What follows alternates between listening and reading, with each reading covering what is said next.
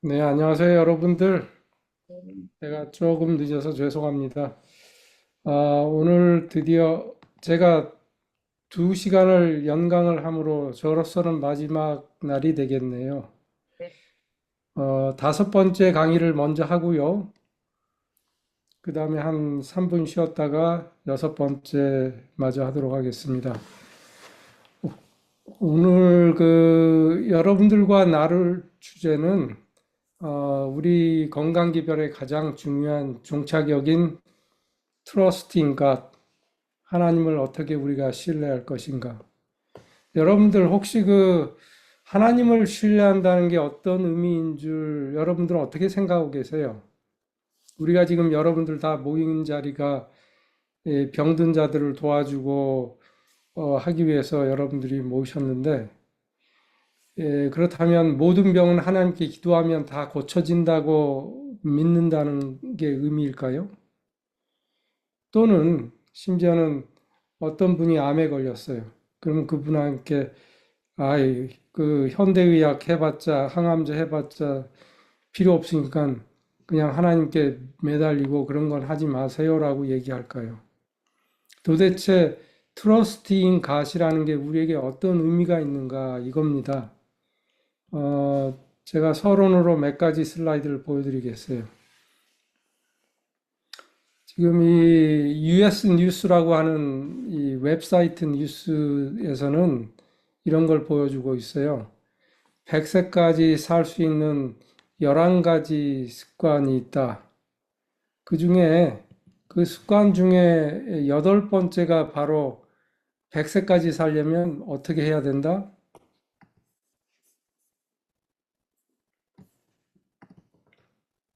재림교인처럼 살아라. 무슨 얘기인가요? 우리 재림교인만 하나님을 믿고 다른 교회가 전혀 없다면 여기에서 어떤 뭔가 힌트가 나올 텐데 재림교인처럼 살면 100세까지 산다. 그 다음에 또 제가 다른 슬라이드를 보여드릴게요. 내셔널 지오그래픽스에 보면 블루존이라고 이제 전 세계 장수촌들을 소개하는 게 있었어요. 그때 우리 미국 캘리포니아 로마린다 지역에 사는 사람들은 미국 평균 수명보다 10년을 더 산다 이겁니다. 이게 바로 결국은 같은 이런 맥락에서 또 이런 논문도 있어요. 이 재림 신자들의 공동체가 있는 미국 캘리포니아 지역에서는 어, 10년을 더 산다. 그리고 저도 이 책으로 공부했습니다만 해리슨이라고 하는 그 사람이 쓴 인터널 메디슨 내과학 교과서가 있어요. Principles of Internal Medicine인데 이 책에 보면은 이 대장암 파트에 제7일 안식일 예수재림 교인들은 대장암에 훨씬 덜 걸리고 설령 걸려도 사망률이 굉장히 낮은데 그 이유는 그들의 라이프 스타일에 있다. 이게 과연 무엇을 의미하는 건가요?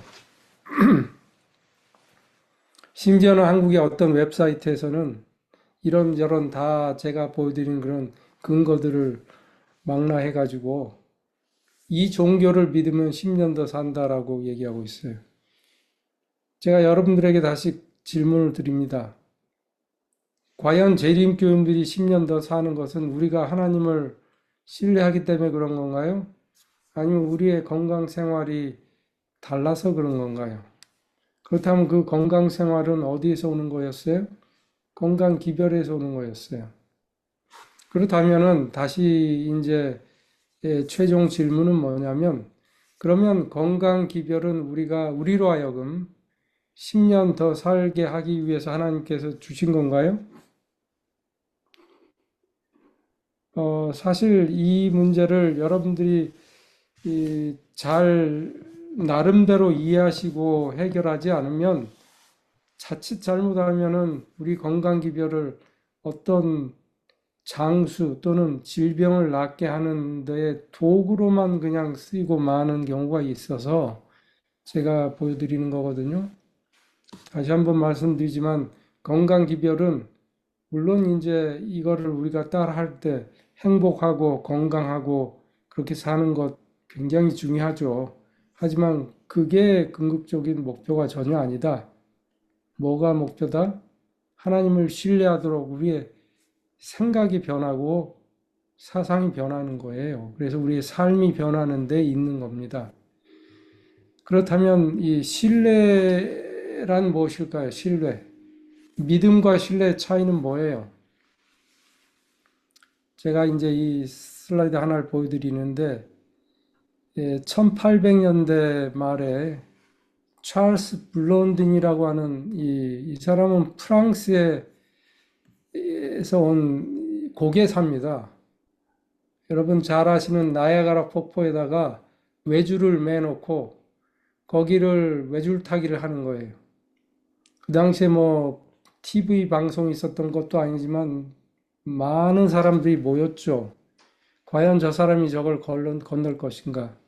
근데 여러분들, 이 사람, 이 브론딘이라고 하는 사람은 이 뭡니까? 장대를 가지고 균형을 잡으면서 건넜어요. 그 다음에는 거꾸로도 건넜어요. 뒷발질 해가지고요. 뭐 이렇게 여러 가지 이 시범을 보입니다. 그래 결국은 마지막에 이 사람이 관중들에게 물어보죠. 당신들은 내가 사람을 등에 업고도 건널 것이라고 믿습니까? 라고 했을 때 수많은 사람들이 함성을 질러요. Yes라고. 그런데 이 사람이 그 관중들에게 물어보죠. 그러면 지원자를 찾습니다. 제 등에 업혀서 여기를 저랑 같이 건널 분 있으면 나오세요. 그 질문에는 그 관중들이 찬물을 끼얹은 것처럼 아무도 대답을 하지 않고 있어요. 결국 이 사람은 프랑스에서 자기와 같이 온 매니저를 등에 업고 건너지요. 이게 뭐 아주 비근한 예지만 우리가 누굴 신뢰한다는 것은 자기의 생명을 맡길 정도가 됐을 때 신뢰한다고 해야 되는 거예요. 그냥 뭐 인정한다는 정도 가지고는 되지 않아요. 그렇다면은 우리가 건강 기별을 통해서 하나님을 신뢰하게 된다라는 데에는 어떤 과정을 거치길래 과연 우리로 하여금 하나님을 신뢰하게 될까요? 즉 하나님께 우리 생명을 맡길 정도로 될 수 있을까요? 그건 뭘로 일어날까요? 이 한 장의 슬라이드가 여러분들에게 말씀드리고 있는 건데 그것은 우리의 생각을 바꿈으로써만 일어나는 겁니다. 뭐, 이 야채 과일 먹는다고 그런 생각이 생기지 않아요. 뭐, 운동 열심히 한다고 해서 그런 생각이 생기지 않습니다. 아무리 우리가 생활을 건강하게 살아도 그런 생각은 저절로 오지 않아요. 그래서 이번 시간에는 어떻게 해서 우리의 삶을 바꿀 수 있는 것인가, 그거를 다 말씀드릴 수는 없고, 궁극적으로 어떤 삶, 어떤 생각을 얘기하냐면, 진지하게 산다는 게 뭔가, 나는 도대체 누군가, 뭐 이런 걸 생각해야 돼요. 근데 제가 지난 15년간 건강 강의를 하면서 내린 결론은 그거예요. 죽음을 생각하지 않고는, 죽음에 대해서 얘기하지 않고는 사람들의 생각을 바꿀 수가 없더라고요. 우리가 늘 건강한 것만, 건강 생활, 건강 또는 행복, 이런 것만 가지고, 그런 목적을 가지고 건강 생활을 아무리 강의하고 설득을 해도 조금의 삶의 변화는 일어날지 몰라도 그들이 결국 하나님을 신뢰하게 되지 않아요. 근데 어떨 때 하나님을 신뢰할 마음이 생기냐면 그들이 자기 자신의 죽음을 생각할 때, 사실은 저도 마찬가지예요. 제가 명상을 할 때 저의 죽음을 생각하지 않고는 제 삶을 깊이 생각할 수가 없습니다. 그래서 오늘은 건강기별의 종착역인 이 트러스팅 갓을 얘기할 때 이 죽음을 생각하지 않을 수 없다 이건데, 먼저 의학적인 죽음이 어떤 것인가 기본 상식부터 해가지고 신앙적인 면에서의 죽음은 무슨 의미가 있나를 한번 생각해 보도록 하겠습니다. 한 15년쯤 됐을까요? 제가 이제 이쪽 어금니가 안 좋아서 치과를 가게 됐어요. 근데 이제 가서 가자마자 엑스레이 찍잖아요. 그리고 이제 제 그 치과 의자에 누워 있으면 의자가 이렇게 눕히면서 제가 이제 원장님이 와서 봐주길 기다리고 있는데 문득 제 머리 위에 화면이 하나 있어요. 근데 그 화면에 이게 있는 겁니다. 이게 제가 그때 사진 찍은 거예요, 실제로. 이게 누구겠어요? 접니다, 저. 저는 저의 해고를 보리라고는 생각을 못 했거든요. 누구도 자기의 죽음을 생각하지 않기 때문에 자기가 해골이 될 수 있다라는 생각은 안 하잖아요. 근데 그때는 제가 이걸 보고, 이게 나잖아. 거기에 제 이름이 있는 걸 봤거든요. 그러면 나도 언젠간 죽는 거구나. 그 생각을 하면서 제가 문득 이런 생각을 했습니다. 왜 나는 아직까지도 한 번도 내 죽음에 대해서는 생각하지 않았는가? 그것이 더 오히려 의아했습니다. 그래서 우리가 죽음을 생각을 해야만 되는데, 제 옛날 얘기를 한번 하자면 제가 중학교 2학년 때입니다. 제가 중고등학교를 같이 한 학교에서 다녔는데, 거기선 중고등학교가 졸업식을 같이 해요. 그러니까 중3과 고3이 같이 졸업하는 거예요. 제가 중학교 2학년 때 졸업하는 중학생 선배, 그 다음에 한참 위인 고등학교 선배들의 졸업식을 보면서 문득 그런 생각을 합니다. 나도 졸업할 때 저 단상에 좀 올라가서 상 한번 받아보자. 나라고 못할 게 뭐 있겠어. 사실은 그 생각 하나가 어쩌면 저의 인생을 많이 바꿔놨는지도 몰라요. 그때부터 열심히 공부했죠. 그냥 뭐 성적표 무서워서 공부하는 게 아니고 진짜 공부에 빠졌어요. 그리고 사실은 그 뒤에 1년 있다가 중3 졸업하고 그 다음에 또 3년 있다가 고등학교 졸업할 때 두 번 다 올라가서 우등상을 받았어요. 인생의 졸업이죠. 죽음이라는 거는 인생의 졸업이에요. 근데 우리는 그 인생의 졸업을 생각을 안 하려고 해요. 안 하려고 해요. 이렇게 묻어두려고 하죠. 사실은 모든 인생은 죽을 것이기 때문에 나도 죽기 때문에 그걸 생각을 안 한다는 게 잘못된다는 거죠. 그다음에 죽음이라는 그 과정 자체가 우리 인생의 가장 중요한 이 삶의 일부분이라는 거예요. 이거를 이해하지 않으면 안 돼요. 그걸 잘 이해해야지 죽어가는 사람들을 도와줄 수 있고 나의 죽음을 준비할 수가 있어요. 평소에 죽음을 생각하지 않고는 나의 죽음을 내가 스스로 선택할 수가 없어요. 그건 당연한 것이죠. 왜냐하면 죽음이라는 게 나의 선택이기 때문에 그걸 평상시에 깊이 생각하지 않고는 내가 진정으로 원하는 죽음을 내가 맞이할 수가 없을 가능성이 높아요. 그리고 신앙적으로 봐서 죽음은 영생을 선택할 수 있는 마지막 기회일지도 몰라요.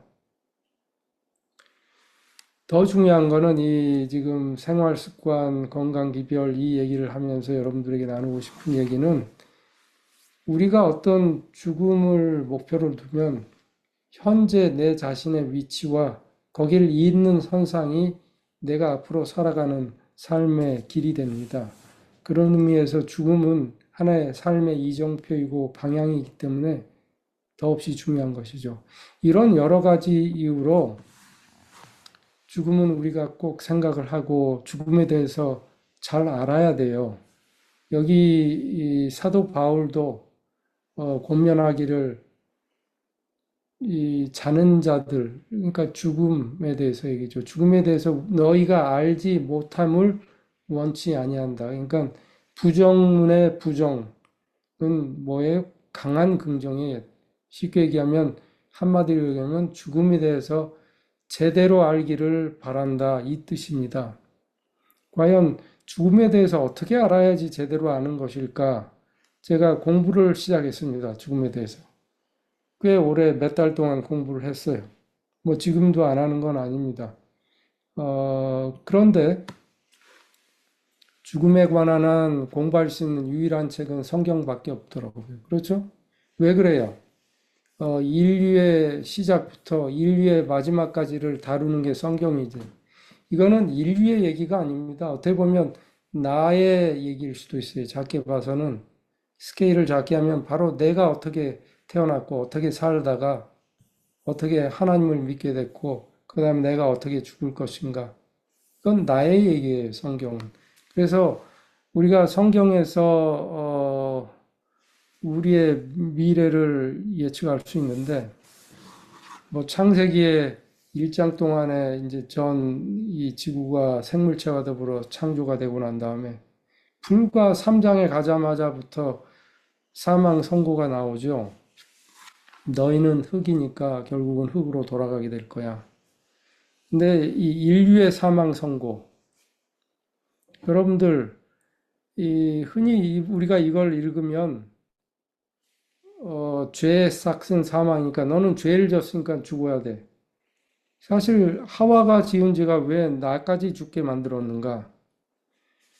사실은요, 우리가 이 하나님을 이런 식으로 심판자로 생각을 할 때 큰 오해를 할 수가 있어요. 저는 이거를 명상을 많이 합니다. 창세기는 특히 1장, 2장, 3장 명상을 하는데 이 글을 읽으면서 제가 느낀 것은 얼마나 뭐랄까 하나님이 고맙다라고 생각할 수가 있어요. 왜냐하면 여러분들 인류가 그 선악과를 먹어가지고 선과 악을 알게 됐어요. 선과 악을 알게 된 여러분들과 저가 이걸 짊어지고 한번 영원히 산다고 생각해 보셨어요, 아마? 마치 이건 그리스 신화에 나오면 그 왜 시지푸스라고 하는 존재가 큰 바위를 산에다가 올려놓으면 그 바위가 또 구르륵 내려와요. 또 그러면 또 올려야 돼요. 이거를 반복하는 것처럼 우리는 선과 악 사이에서 이 실패하고 좌절하고 깨우치고 또 고치고 또 살아가다가 또 좌절하고 또 실수하고 이런 반복을 왜냐하면 우리가 선과 악을 둘 다 알았기 때문에 그런 반복을 하면서 평생 영원히 산다고 생각하면 이거는 어마어마한 형벌이에요. 그래서 이런 생각을 하다 보면 우리 인간이 죽을 수 있게 된 거는 얼마나 큰 인류에 대한 축복인가. 물론 그렇지 않은 일이 있으면 얼마나 좋겠습니까만은 이렇게 된 상황에서 우리는 죽을 수밖에 없도록 만들어 놓으신 하나님이 이 원망스럽고 무서운 존재가 아니고 그분의 사랑을 우리는 느껴야 돼요. 그래서 이제 의학적으로 죽음이란 뭔가를 한번 시작을 해봅시다. 죽음이라는 거는 그 데피니션, 정의가 그렇습니다. 이제 살아있는 생물체 얘기죠. 살아있는 생물체 생명을 유지하는데 그 생리기능이죠. 생리기능이 있어야지 살아있는 거예요. 그 생리기능 중에서 가장 근본적인 게 신진대사입니다. 신진대사가 뭐예요? 그 세포 안에서 호흡이 일어나는 거예요. 미토콘드리아에서 산소를 들이마셔가지고 거기에 들어오는 이 글루코스, 포도당을 태워가지고 거기서 에너지가 만들고 각 세포가 그걸로 인해서 일을 하는 거예요. 근육세포는 이 컨트랙션을 해주고 뇌세포에서는 전자를 만들어서 생각을 하게 해주고 심장은 혈압을 만들고 피를 순환시키고 자 이런 신진대사가 아주 기본적인 이 생명의 엘리멘트거든요. 가장 기초적인 엘리멘트예요. 그런데 이게 어떻게 되는 게 죽음에 중단되는 거예요. 중단인데 잠깐 중단돼요. 그게 아니고 영구적으로 거기뿐만 아니라 불가역적으로 그 얘기는 뭐냐면 심폐소생술에서 살릴 수가 없다라는 뜻이에요. 이게 바로 죽음이에요. 근데 이제 의학적으로 이런 거창한 죽음의 데피니션이 있는데 임상적으로는 그러면 이 사람을 죽었다 살았다 어떻게 얘기해요? 임상적으로. 의사가 됐을 때 가장 이 겁났던 경험 중에 하나가 사망 선고입니다. 사망 선고라는 건 굉장한 의미가 있잖아요. 그 가족들에게 이 사람 죽었어요라고 할 수 있으려면 자신이 있어야 되잖아요. 죽었다는 클루가 있어야 되잖아요. 죽었다고 얘기했는데 좀 있다가 5분 있다가 깨어난다. 말이 안 되죠. 사망 선고는 임상적으로 굉장히 중요한 의미를 가지고 있어요. 근데 옛날에는요, 이 심장과 호흡이 멎으면 죽었다고 쳤던 거예요. 그랬더니 어떻게 돼요? 심장 호흡이 멎었어요, 의사가 볼 때. 그리고 의사가 죽었어 하라고 얘기하고 가니까 가족들은 이제 포기하고 이렇게 천으로 덮어놓고 있다가 관이 만들어지고 이제 집어넣는데 그 안에서 깨어나는 거예요. 이런 일이 실제로 있었던 거예요. 그러다 보니까 심장폐가 섰다 하더라도 어느 순간 저절로 돌아올 수도 있는 거구나. 심지어는 이 의학이 발달하면서 이 물에 빠진 사람을 건져서 심폐소생해서 살리기도 하잖아요. 병원 안에서 수없이 많은 심폐소생이 일어나고 있잖아요. 제가 레이던트 때는 제가 대학에 근무했던 대학병원에서는 제 느낌에는 하루에 한 건은 늘 일어났어요. 최소한 하루에 한 건은. 그렇기 때문에 이 심폐소생을 해서 살릴 수 있는 거는 진짜 사망이 아닌 거였죠. 그래서 그 다음부터 나온 이 사망의 조건이 뇌사설이라고 하는 것인데, 뇌가 완전히 기능을 상실했을 때, 뇌파가 없고 뇌가 완전히 기능을 상실했을 때 설령 심장과 폐 기능이 살려서 살릴 수 있다 하더라도 심장을 뛰게 하고 ing호기를 달고 해서 이 심장 폐를 작동하게 한다 하더라도 이건 죽은 걸로 치자 이렇게 된 거예요. 왜냐하면요. 두 가지 이유 때문에 그래요. 근데 제가 뭘 설명하려고 그러냐면 둘 다 정확한 그러니까 정확한 사망의 선고의 조건이 아니라는 걸 얘기하려고 그러는 건데, 왜 뇌사설을 선택을 했냐면요. 의료계에서. 그렇지 않으면 심폐소생술을 해가지고 뇌가 죽은 사람들을 계속 살리다 보면 중환자실은 그런 사람으로 꽉 차요. 순식간에 그렇게 차요. 1년도 안 돼요. 수개월만 되면 뭐 30병상이 있던 중환자실이 다 그런 사람으로 뇌사 상태로 다 덮이게 돼요. 그럼 살릴 수 있는 사람이 중환자실에 갈 수가 없죠. 그리고 거기에 들어가는 천문학적인 돈과 가족들의 고통과 생각하면 뇌가 죽었다는 의미는 이 사람은 인간으로서 살 수 있는 기능을 상실했기 때문에 설령 심장, 폐 기능이 살아 있어도 죽은 걸로 치자. 그리고 치료도 끝내고 모든 걸 끝내자라는 게 뇌사설입니다. 두 번째 이유는 뇌사설이 성립이 돼야 이 장기를 기증할 수가 있어요. 심장을 기증하고 싶은데 어떤 사람이 평상시에 근데 이제 이 사람이 뇌사가 됐어요. 근데 심장은 뛰고 있어야지 심장을 기증할 거 아니. 심장이 망가져서 다 죽었는데 그 심장을 기증해봤자 쓸 수가 없죠. 그래서 뇌사라는 그 기준은 의료계에서 이 손이 안으로 굽는 것처럼 그걸 잘 이용하기 위해서 그렇게 만든 것일 뿐이지, 과연 숨이 쉬고 있고 심장이 뛰고 있는 사람은 죽은 걸로 쳐야 되겠느냐 이거예요. 그러니까 이 둘 다 사실은 이 정확한 이 사망 선고를 위한 조건은 아닌 거죠. 그런데 그렇다면 진짜 사망은 무엇인가? 이제 제가 레이던트 때 그래서 흉부외과를 했기 때문에, 그리고 제가 그때 당시에는 집에를 안 갔어요. 뭐 결혼도 할 생각이 없고 그래서 병원에서 먹고 자고 하면서 제 별명이 이제 야간 병원장이었는데, 왜냐하면 저보다 높은 사람이 없거든요, 밤에는. 2년 차 이상은 다 집에 가고 그러니까. 그래서 제가 이제 2년 차, 3년 차, 4년 차 이렇게 병원에서 먹고 자가며 숙소에서 있으면 뭐 늘 뭐 응급 방송이 나오죠.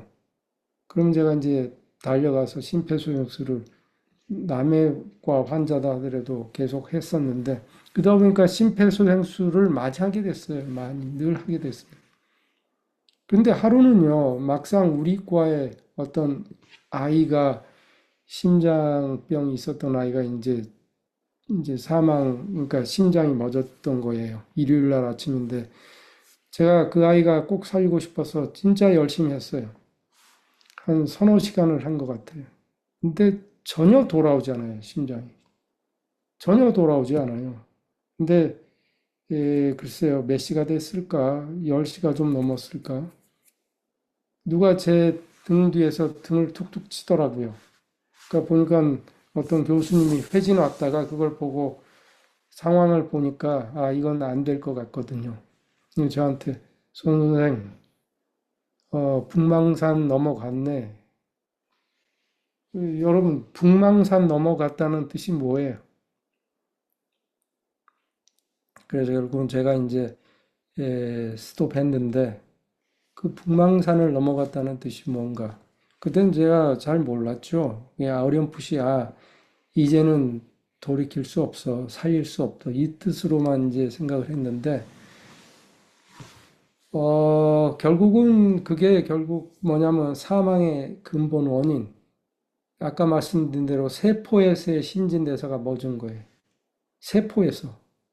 이 심장이나 폐에서 멎은 게 아니라 세포에서. 그게 바로 근본적인 사망이에요. 그 세포에 보면 이렇게 미토콘드리아가 수십 개에서 수백 개씩 있어요. 세포의 종류에 따라서. 근데 이 미토콘드리아가 하는 일이 뭐라고 그랬어요? 우리가 들이마신 호흡에서 산소가 혈액을 통해서 세포에 가면 그 산소와 더불어 우리가 먹고 분해된 그 글루코스, 포도당을 합쳐서 그걸 태웁니다. 태우는 거예요. 태웠을 때 일어나는 에너지로 이제 사는 건데 그게 멎은 거예요. 그러면 도대체 이 미토콘드리아가 왜 멎는가 이거죠. 어, 식물 세포와 동물 세포는 이렇게 조직학적으로 보면 이 대칭적에 똑같아요. 그래서 저는 이걸 보면 창조주는 한 분이구나.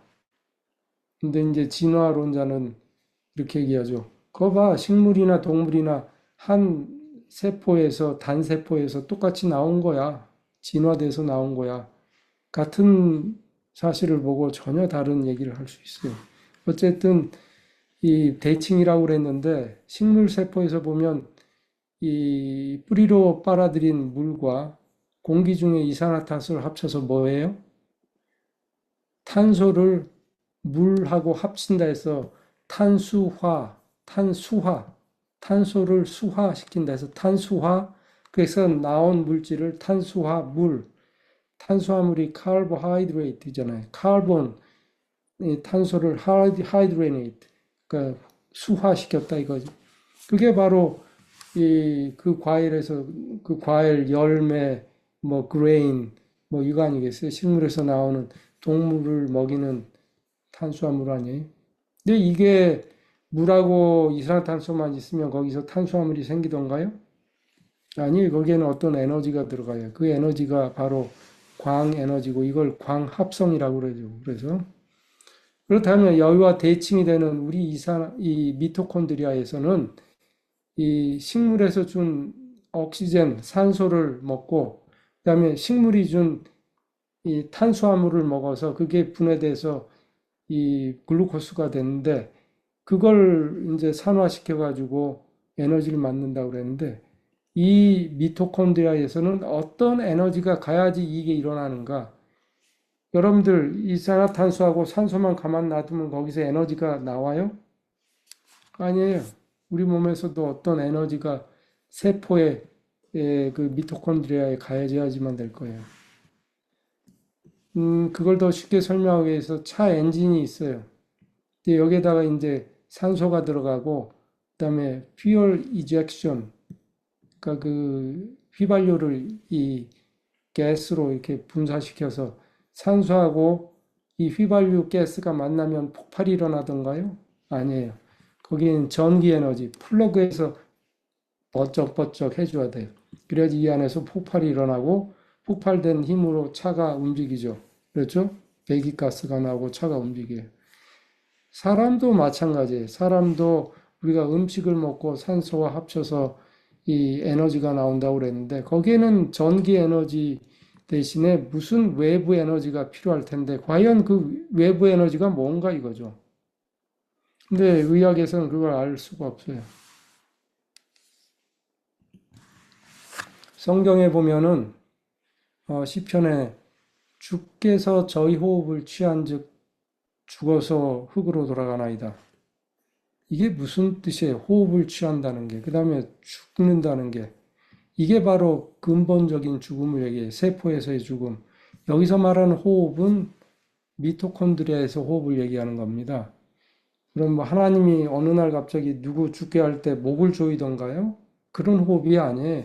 우리 세포에서의 신진대사가 호흡이 완전히 멎으면 우리 인간이 아무리 살리려고 해도 도저히 살릴 수 없어요. 그게 바로 근본적인 죽음인데, 진짜 죽음인데, 그 죽음이 있기까지 우리가 그렇지 않고 살아있다는 그 뜻은 뭐냐면, 우리의 세포에 있는 뭐 10조개라면 10조개 되는 그 세포들이 살아서 움직이는 그 안에 있는 그 많은 미토콘드리아들이 엔진이 작동하듯이 계속 순간순간 작동하고 우리가 살아있다라는 의미는 그 에너지를 누군가 주기 때문에 그래요. 그게 바로 여러분들이나 저는 잘 아시지만 그게 바로 하나님이 하시는 거예요. 그랬더니 어떤 분이 그래요. 그건 너무 많지 않아요? 사람마다 이 지구상에 수없이 많은 수십억의 인구에다가 한 사람이 10조 개의 세포에다가 그 안에 또 수십 개에서 수백 개의 미토콘드리아가 있는데 그 하나님이 어떻게 그걸 다 매번 이렇게 엔진을 점화시키듯이 이렇게 하실 수가 있나요? 그건 너무 많지 않아요? 이렇게 얘기하세요. 그러면 이건 가능한가요? 인간의 힘으로? 아니면 언제 제가 설명드렸듯이 이 행성들, 이 수금지와 목토천 왕성이 태양을 주변으로 도는데 이 지구, 이 도는 속도가 어마어마합니다. 근데 이제 지구가 태양을 돌지만 이 태양계 자체가 또 은하계에서 또 돌고 있죠. 그 속도가요, 무지막지해요. 여러분들 그 큰 거대한 물체가 그 높은 속도로 돌려면 그 많은 에너지가 어디서 나와야 되겠어요? 절대로 저절로 돌아간다는 생각은 하지 마세요. 그래서 결국은 와이도 이렇게 설명하고 있어요. 천연계를 유지하는 그 능력, 뭐예요? 지금 이 행성을 돌리고 있는 그 능력이 그 위대한 법칙이 즉 별들과 미생물을 인도하는 그 위대한 법칙이 사람의 생명을 지배하고 있다. 그 에너지는 어디서 나온다? 그분에게서 나온다. 라고 확실히 얘기하고 있어요. 그래서 우리는 이 우리의 10쪽에 있는 미토콘드리아를 하나님의 에너지가 사랑과 공의의 에너지가 그분의 품성에서 나오는 에너지가 매 순간순간 작동하고 있기 때문에 우리는 매 순간순간 살아있는 거예요. 이런 이 베이스를 가지고 이제 우리가 죽음을 다시 한번 봅시다. 저는 이제 그런 베이스를 가지고 죽어가는 분들을 지금도 많이 늘 봅니다. 늘 매일 보는 건 아니지만 늘 봐요. 지난달에도 저의 환자 두 분이 돌아가셨어요.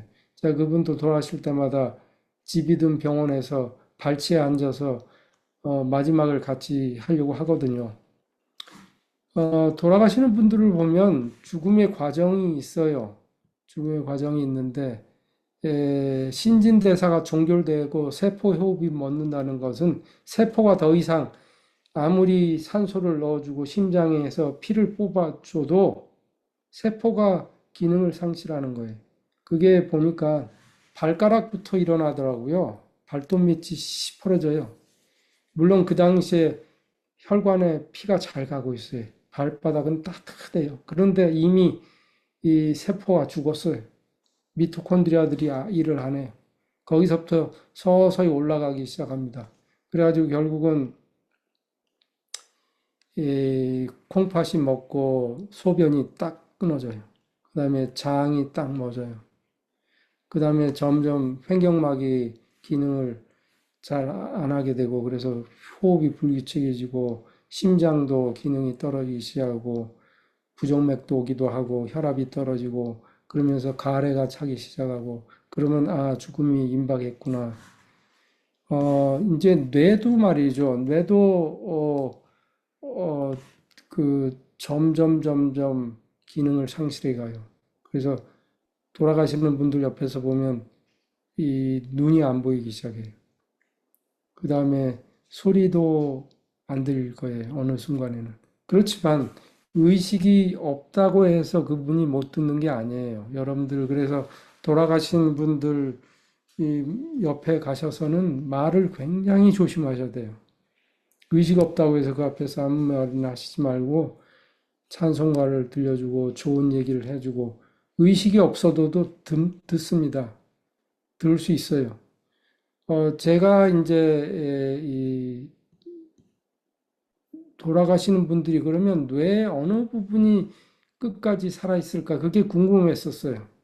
진짜 궁금했어요. 그래서 제가 이제 알기로는 이 명상 그러면서 우리가 뇌에서 가장 마지막 부분에 우리가 개발해야 되는 부분이 전두엽이라고 그랬잖아요. 그렇다면 어쩌면 죽음에 임해서 가장 마지막까지 살아있는 부분이 어쩌면 전두엽이 아닌가라는 생각을 하게 됐어요. 그냥 그런 감이 왔어요. 근데 그거를 어떤 논문에서도 그걸 서포트해 주는 논문이 없는 거예요. 계속 저는 이제 찾아요. 그러다가 우연히 이런 논문이 이제 들어왔습니다. 이거는 이제 케이스 리포트라고 하는데, 어떤 경우에 어떤 남자가 여기서 넘어지셨어요. 그래가지고 뇌 출혈이 옵니다. 그래서 이제 수술을 했는데 피떡을 제거하고 했지만 워낙 연세도 많으시고 여러 가지 건강 상태가 안 좋았던 분이기 때문에 결국은 돌아가시는 걸로 이제 얘기가 됐어요. 그래서 심폐소생술을 하지 맙시다. 그리고 중환자실에 모셔두고 가족들하고 어떻게 얘기가 됐냐면 신경과에서 뇌파 검사까지는 한번 해보라고 그러니까, 왜냐하면 경련이 왔으니까 이게 물론 이제 혈종 때문에 온 건 사실입니다. 그렇지만 경련이 왔으니까 뇌파 검사는 해봐라. 그리고 더 이상 할 건 없다. 이렇게 얘기가 나왔어요. 그런데 이제 뇌파 검사를 하러 보냈죠. 뇌파 검사실에서 뇌파를 찍고 있는데 심장이 섰어요. 그러니까 이제 합의된 바에 의해서 심폐소생술을 안 했어요. 그렇지만 뇌파 검사실의 기사가 밖에서 기다리는 가족들에게 지금 뇌파를 찍고 있는 동안에 이분이 심장이 호흡이 섰습니다. 돌아가셨습니다. 라고 얘기는 해드려야 될 거 아니에요. 그래서 뇌파를 찍다가 나가서 얘기를 했어요. 그런데 이런 일이 언제 또 있겠습니까마는 그 얘기를 하는 동안에 계속 뇌파 검사는 진행이 됐던 거죠. 사실은 이 과학자들이 돌아가시는 분들의 뇌파가 굉장히 궁금했어요. 그렇지만 이 윤리적으로 돌아가시는 분한테 뇌파 찍자고 할 수는 없잖아요. 그렇기 때문에 윤리적으로 그런 스타디가 된 게 없었는데, 이거는 우연찮게, 그야말로 진짜 우연찮게 뇌파 검사가 된 거예요. 그런 희귀한 케이스가 이 논문으로 나왔고 저는 그거를 아주 흥미있게 읽었던 거죠. 그런데 그 뇌파가 어떤 뇌파가 나오냐면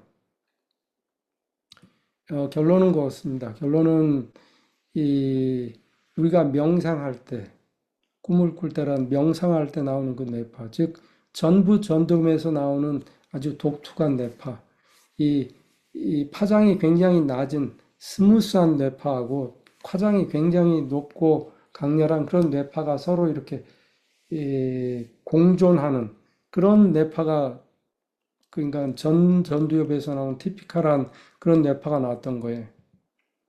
근데 그 뇌파가 나올 당시에는 이미 이분의 심장도 섰어요.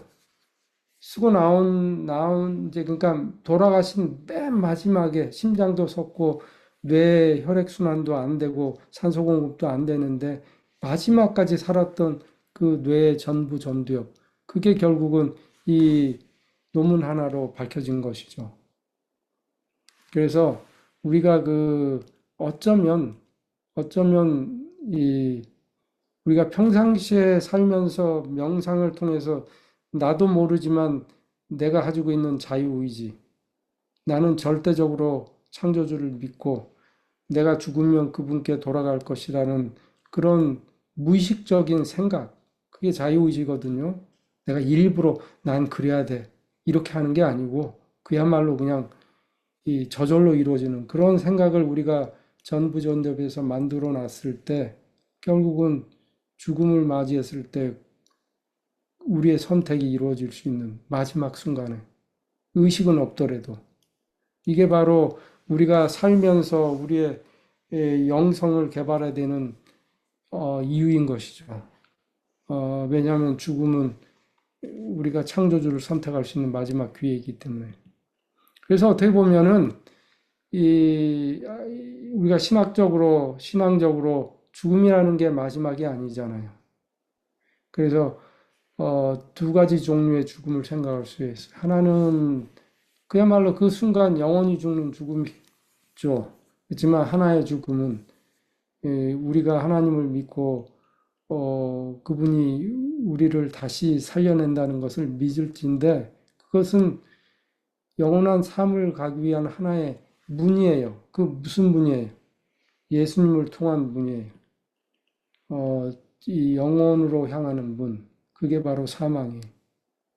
그래서 저는 만약에 창조주가 계시고 예?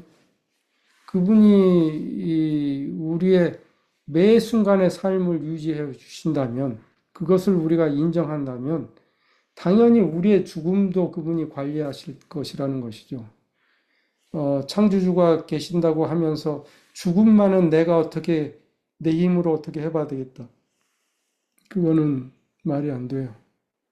죽음은 또 오로지 그에게 맡길 수가 있는 거예요. 그렇기 때문에 얼마나 그러면 우리가 맞는 죽음은 평화로울 수가 있을까요? 심지어는 그런 생각도 해봐요. 죽고 나면 그 순간 무의식이잖아요. 그 다음에 언제 의식이 돌아올 거예요? 예수님이 재림하실 때 돌아오시잖아요. 근데 그 순간이 10년이든 100년이든 간에 몇 년이든 간에 의식이 없기 때문에 1초나 마찬가지잖아요.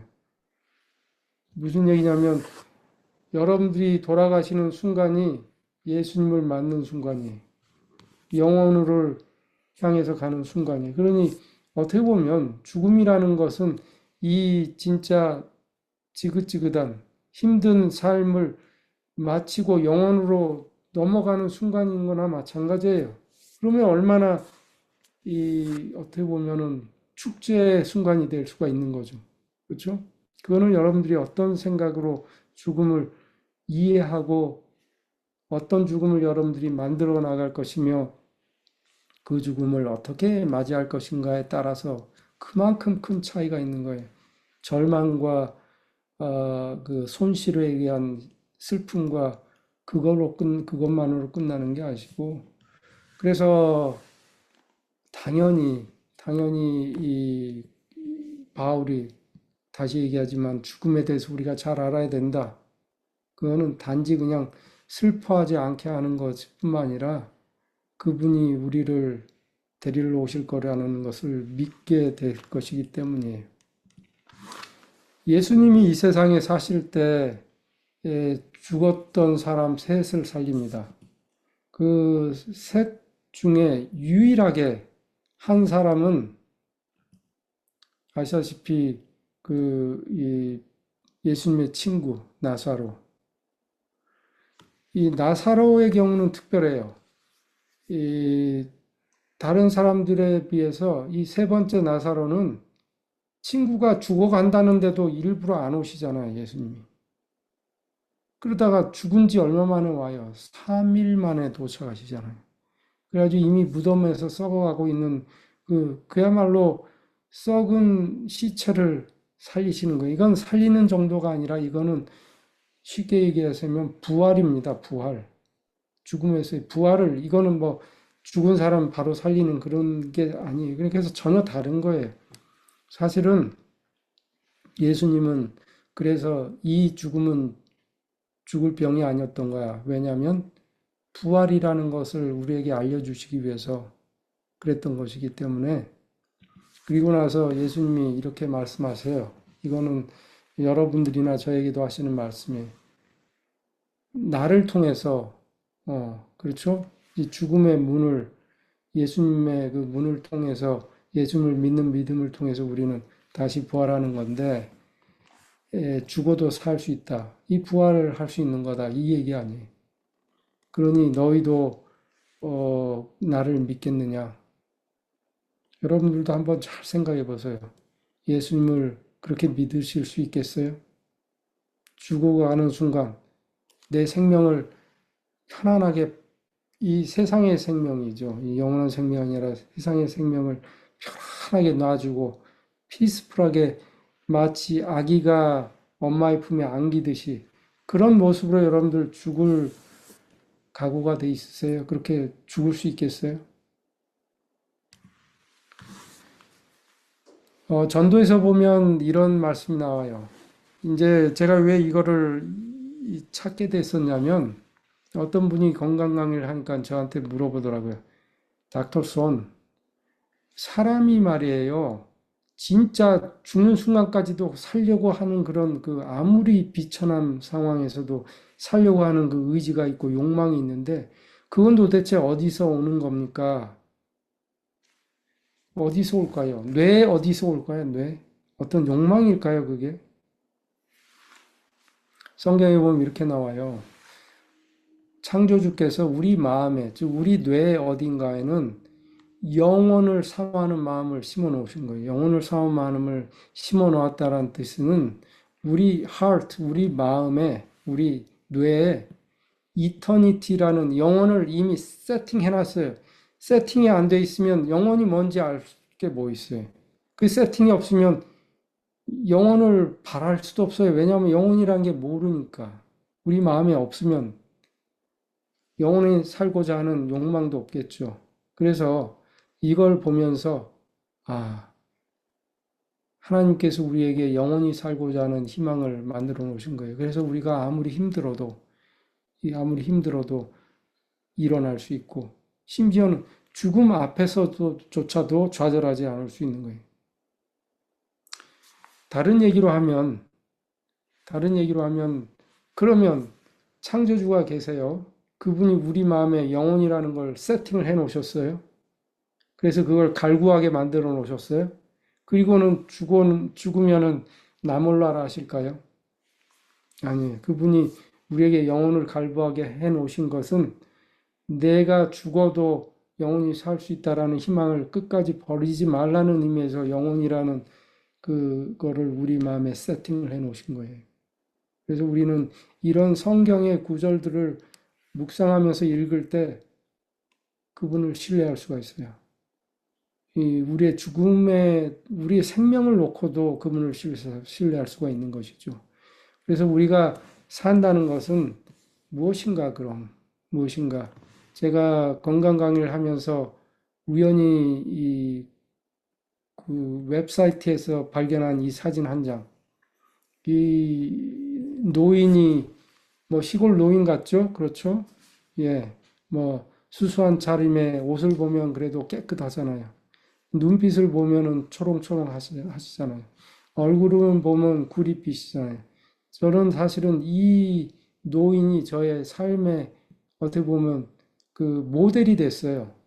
그때부터 10여 년 동안 건강 강의하면서 이 노인처럼 햇볕 보고 이 노인처럼 신체 활동하면서 이 노인처럼 자연 속에서 살아야 되는 것이구나. 그러다가 그렇게 살다가 우리는 살면서 하나님을 찬송하다가 죽을 때 되면 그분께 돌아가는 거예요. 그게 바로 하나님을 신뢰하는 것이 아닐까. 그래서 하나님을 신뢰한다는 것은 오늘 이제 마지막 슬라이드가 되겠는데, 첫 번째 시간의 마지막 슬라이드인데, 그분께 온전히 의지하는 겁니다. 그분께 의지한다는 거는요, 이거는 어디서 오냐면 전부전두엽에서 오는 거예요.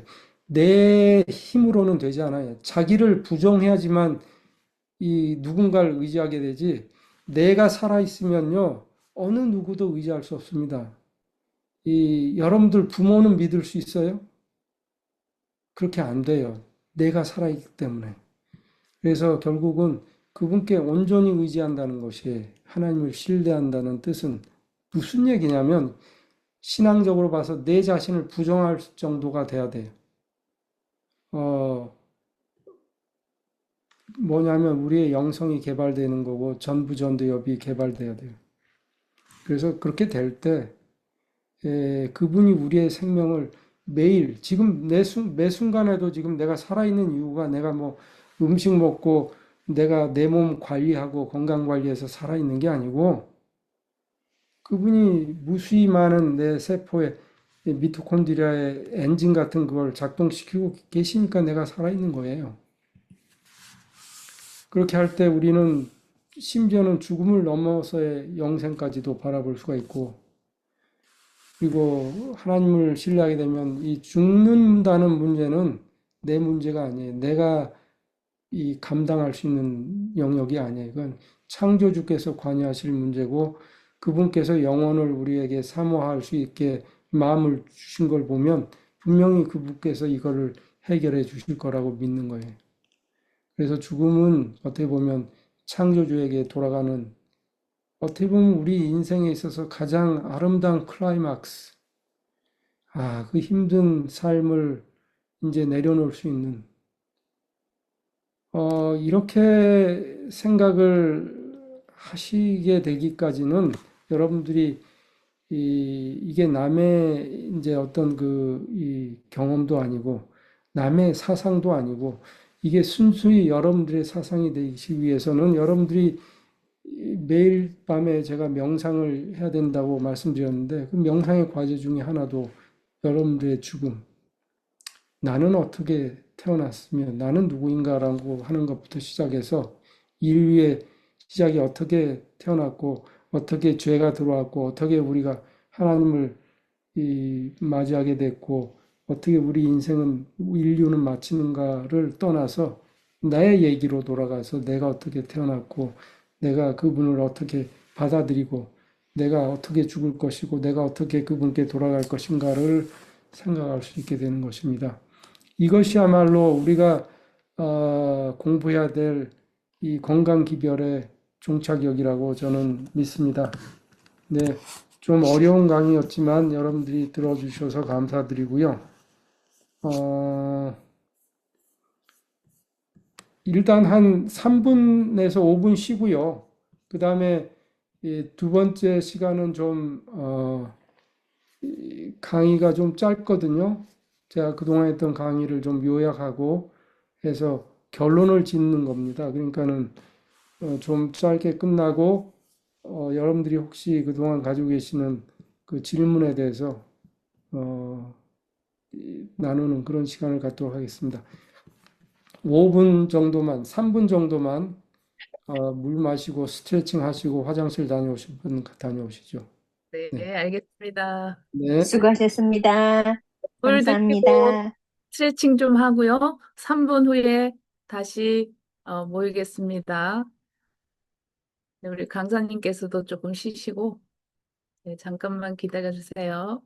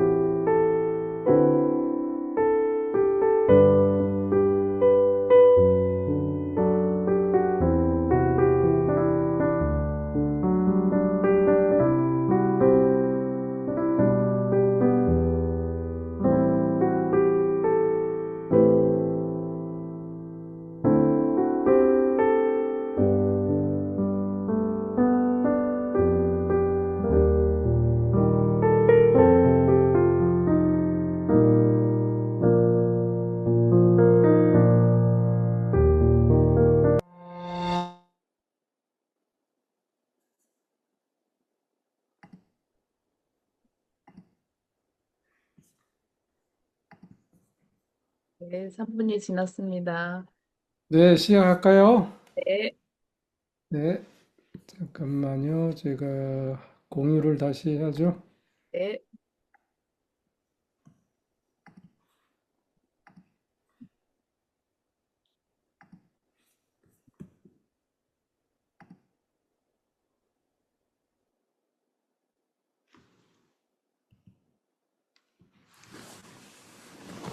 예, 드디어 이제 마지막 강의가 됐습니다. 제가 처음에 보여드렸던 그 슬라이드인데요. 여러분들이 이제 그 건강 생활 이 기별에 대해서 여러분들이 공부하고 그걸 가지고 남들을 돕고 또 가르치기도 하고 하셔야 될 텐데, 그러기 위해서는 여러분들이 스스로 이런 질문을 많이 하셔야 돼요. 이게 진짜 건강기별이라는 게 하나의 율법이야? 뭐, 마치 야채, 과일 안 먹으면 안 되는 거고, 고기 먹으면 신앙이 없는 것이고, 뭐 이런, 뭔가 이렇게 인간적으로 우리가 가지고 있는 갈등이 있잖아요. 그렇게 되면 이제 건강기별이 달갑지가 않아요. 또 이걸로 인해서 교회 안에서도 분열도 일어날 수도 있고. 그렇다면 건강 기별이 진짜 복된 기별이 될 수는 없는 건가? 이런 고민도 하셔야 돼요. 이게 단순히 그냥 우리 재림교인들에게 주신 선물이고, 그렇다면 교인들은 이거를, 교우들은 잘 실행하고 있는가 이거죠. 그래서 이게 진짜로 우리 교우들이 여러분들이나 저를 포함해서 이 건강 기별이 진짜 복된 것이고, 즐겁고 생각만 해도, 뉴스타트 생각만 해도 너무 막 가슴이 뛰고 그런 거예요? 아니면 해야 되는데 되진 않고 하긴 싫고 이런 거예요. 그게 왜 그렇게 이제 소위 진짜 아이디얼하게 돼야 될 게 왜 현실과 이상이 그렇게 괴리가 일어나는가? 거기에는 저의 이제 진단과 저의 처방인데 이게 다는 아니죠, 결코. 저의 처방은, 진단은 뭐냐면 이 건강 기별에 세상이 주는 건강 정보가 합쳐져서 그래요. 합쳐져서. 그래서 이게 정체가 모호했어요. 이게 뭐야? 건강 정보야? 기별이야? 그렇기 때문에 결국은 우리가 정보가 많은 게 어디에 포함되어 있어요? 결국 이 뉴트리션, 즉 음식, 뭘 먹으면 건강해지고 몸에 해롭다, 막 이런 거에 얼마나 많은 정보들이 널려 있습니까? 여기에 포커스를 하고 여기에서 그냥 맴돌다가 끝나는 게 아닌가. 그래서 제가 제시했던 뉴스타트의 새로운 개념, 이게 결론도 아니고 이게 다는 결코 아니라고 제가 말씀드렸는데, 저는 과학자로서 늘 매일같이 하루도 거의 안 빼놓고 논문을 찾아서 헤매고, 소위 말해서 제대로 된 이 과학 논문, 그러니까 뭐냐면 근거가 제대로 있고 또 하나는 진화 사상에 젖어 있지 않은 그런 순수한 과학을 찾기 때문에 제가 느낀 건, 우리 건강 기별이 어쩌면 인간 중심의 사상을 주창하는 진화 사상에 기본한 그들이 말하는 진짜 과학적인 견해에서 이거를 자꾸 이해하려고 하다 보니까 또 그런 정보들이, 지식들이 우리 건강 기별에 함유되면서 순수성을 잃고 있는 게 아닌가. 그래서 이게 그냥 속된 말로 죽도 밥도 아닌 막 이렇게 된 게 아닌가. 사실은 신앙적으로 보면은 에덴 동산에서부터 죄가 어떻게 시작이 돼요? 내 생각을, 내 지성을, 내 판단력을 우선 뒀을 때 죄가 들어오잖아요. 하나님이 뭐 이걸 진짜 먹지 말아야 된다고 했을까? 사탄의 말대로, 뱀의 말대로, 이건 먹으면 진짜 선과 악을 알게 되는 거 아니야? 막 이런 내 판단에 의존했을 때, 결국은 죄가 들어온 것처럼 이 과학도 그렇습니다. 인간의 생각과 이해력으로만 이루어진 과학은 전혀 이상한 과학이에요. 이걸 여러분들은 과학이니까 다 진실이고 믿어야 된다고 생각하실지 모르지만 이 세상에 나오는 99%의 과학은 우리가 생각하는 그 참된 기별, 이 건강 기별하고는 사실 등져지는 경우가 많아요. 그래서 혹시 여러분들이 그걸 남에게 전달할 때도 마음의 갈등이 없지 않아 있을 수 있어요. 대부분의 사람들은 아니라고 얘기하는데 우리는 그렇다라고 얘기할 경우도 없지 않아 있기 때문에 그렇죠. 하지만 인류의 역사가 그랬듯이 이 에덴 동산에부터 시작된 그 양 두 개의 축, 사상의 축, 오로지 하나님을 그대로 받아들이는 것과 내가 생각하고 내 판단대로 하는, 그렇죠? 가인과 아벨의 제사가 그랬고 모든 역사가 그렇게 계속 내려오고 있잖아요. 건강기별도 어쩌면 마찬가지일지도 모른다. 그런 의미에서 저는 그것을, 즉 인간적인 해석을 철저하게 배제하기 위해서는 뉴스타트가 8개 항목이 병행되는 게 아니라 하나의 수직선 쪽으로 진행되는 과정이라고 저는 해석을 하려고 했고요.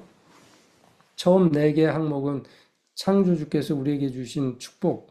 그래서 그 축복들을 우리가 누릴 때, 우리가 그분이 진짜 계신 참 하나님이시고 사랑의 하나님이실 알 때 우리가 그분의 공의의 성품도 담고 싶은 의지가 생기는 것이고, 그래서 우리가 절제 생활을 그분의 공의의 성품, 품성에 따라서 이 절제 생활을 할 수가 있는 것이고, 그러면서 매일의 삶에서 그분과 밀접한 연결을 하게 되고, 그리고 결국은 더 나아가 마지막으로 그분을 신뢰할 수밖에 없는 그런 변화가 일어나는, 그게 바로 결국은 건강 기별이 나아가야 될 길이 아닌가 싶은 거예요. 그래서 제가 몇 가지를 이제 여러분들에게 서제스트 합니다. 첫 번째는 우리가 건강 기별을 나눌 때 또는 내 스스로 생각할 때 내 머릿속에 어떤 사상을 갖는가가 중요한데, 그거에 가장 많은 영향을 주는 게 용어라 이거죠. 용어. 이 뉴트리션 예를 들면 뉴트리션을 영양으로 해석해 버리면 그 둘 다 한국말로 되는 거지만 영양이라고 해석해 버리면 거기에는 그다음부터는 이제 나오는 게 다 진화 사상에 의해서 나온 과학적인 용어와 과학적인 그런 엘리멘트, 뭐 비타민, 미네랄이었고 파이토케말, 제가 그거를 부정하자는 게 절대 아닙니다. 그거를 우리가 이해하는 하나의 매개체로 충분히 우리가 서로 디스커스하고 나누어야 돼요. 여러분들이 거기에 대해서 공부하시는 거 잘하시는 거예요. 하지만 여기에 국한시켜 버리면 이게 진짜 진화 사상에 빠진 건강 정보인지 건강 기별인지 애매모호해지게 되는 거예요. 그래서 저는 가급적이면 이 부분을, 가급적이면 꼭 필요할 때가 아니면 이렇게 덮어두고 뉴트리션을 창조주가 우리의 생명을 매일 유지하기 위해서 주시는 음식, 그래서 그걸 매일 감사하게 우리는 먹으면서 그 창세기 1장 29절에 나오는 그 내용에 모든 우리의 삶과 행복을 위해서 필요한 영양소가 다 들어있을 거죠. 엘리멘트가 들어있을 것이라고 믿는 것이죠. 그리고 사실 그렇게 살면서 자기가 행복해지고 건강해지는 걸 느끼면, 그분은 진짜 계시는 분이야. 진짜 고마운 분이야. 라고 느끼게 되는 거예요. 신체 활동, 엑서사이즈도 마찬가지예요. 현대 과학, 현대 산업, 현대 정치가 여러분들 잘 먹었으니 뛰어야 돼요. 칼로리를 소모하세요. 그래서 운동해야 됩니다. 그래야지 당뇨병에 안 걸리고, 그래야지 고혈압에 안 걸리고, 이런 쪽으로 가다 보면 운동의 노예로 되는데, 사실 건강 기별은 그렇게 부속하는 쪽으로 가는 게 아니고 뭐예요? 그분이, 우리 인간이 이제 그 사망 선고를 받고 에덴에서 떠나야 될 상황이 됐을 때 마치 군대 보내는 부모의 입장에서 아들에게 당부하듯이, 야, 너 이제 세상에 나가면 땅이 저주를 받아가지고 이제 뭐 온갖 잡초가 나오고 엉겅퀴가 나오고 너는 그냥 땅을 갈아야지만 내가 먹고 살 수 있는 야채 과일을 생산할 수 있을 거야. 그러니 참 힘들 거다라고 얘기해 주시는 거예요. 그렇게 얘기만 해 주시는 게 아니고 그 이면에는 그분은 그렇게 고생할 인간들이, 인류들이 거기에서 어마어마한 이 이득을 이 정신적인, 육체적인, 그 신체적인 이 어떤 베네핏을 받을 수 있는 기전을 다 만들어 놓으셨던 거예요. 그 때문에 우리는 신체 활동을 통해서 그걸 누리게 되는 것이고, 몸과 마음이 행복하고 건강할 때, 참, 그분은 진짜 자상하신 분이구나. 몇천 년 전에 벌써 나를 위해서 이렇게 우리 몸을 그렇게 만들어 놓으셨구나라고 인정할 수가 있는 거예요. 시간이 없어서 자세히 계속 다룰 수는 없습니다만, 물, 생명의 물, 그 다음에 우리의 생명을 유지하는 햇볕, 늘 고맙게 우리가 가까이 해야 되는 것이에요. 그 다음에 이제 절제 부분은 어떻게 보면 가장 개혁이 많이 필요한 부분의 하나라고 저는 믿거든요. 우리 교회 내에서 절제할 때 그냥 해로운 것 안 하는 것, 이렇게, 또는 뭐 과일, 야채 그런 것도 적당히 먹는 것, 알맞게 먹는 것, 너무 많이 먹지 말아야 된다, 뭐 과식하지 말아야 된다, 이 정도로 끝날 게 아니고 이 우리의 삶 자체가 이 절제라는 그 틀에 돌아가야 돼요. 마치 온 우주가 그분의 품성을 따라서 틀 안에서 도는 것처럼 우리 몸 자체가 그렇다고 그랬잖아요. 세포들도 그렇고 이 성경에서 말씀하시는 창세기 낮이 되고 밤이 되고 저녁이 되고 아침이 되니 하는 계속 반복되는 그 주는 메시지, 밤과 낮은 분명히 구분돼야 돼, 구분하게 만들어 놓으셨어라는 그런 시간의 개념, 더 나아가서 절제, 그 감정의 절제 이런 걸 다 포함해야 되는 것이죠.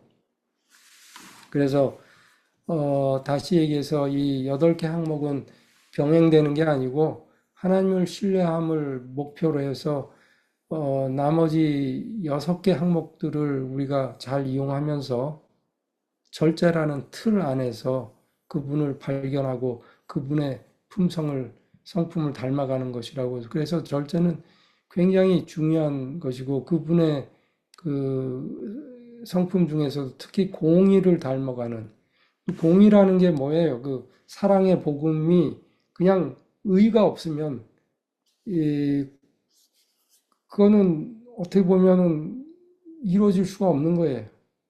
사랑이 이루어질 수 없는 거예요. 그 절제라는 그 공의는 뭡니까? 그분께서는 내가 인간을, 인류를 구원할 거라고 하셨기 때문에 계획대로, 구약에 나온 대로 예수님을 보내셨고, 예수님이 그 똑같은 예언된 방법대로 돌아가시고, 그 다음에 결국은 다시 또 오실 것이라고 하는 약속을 지키는 그게 하나님의 의입니다. 그 의.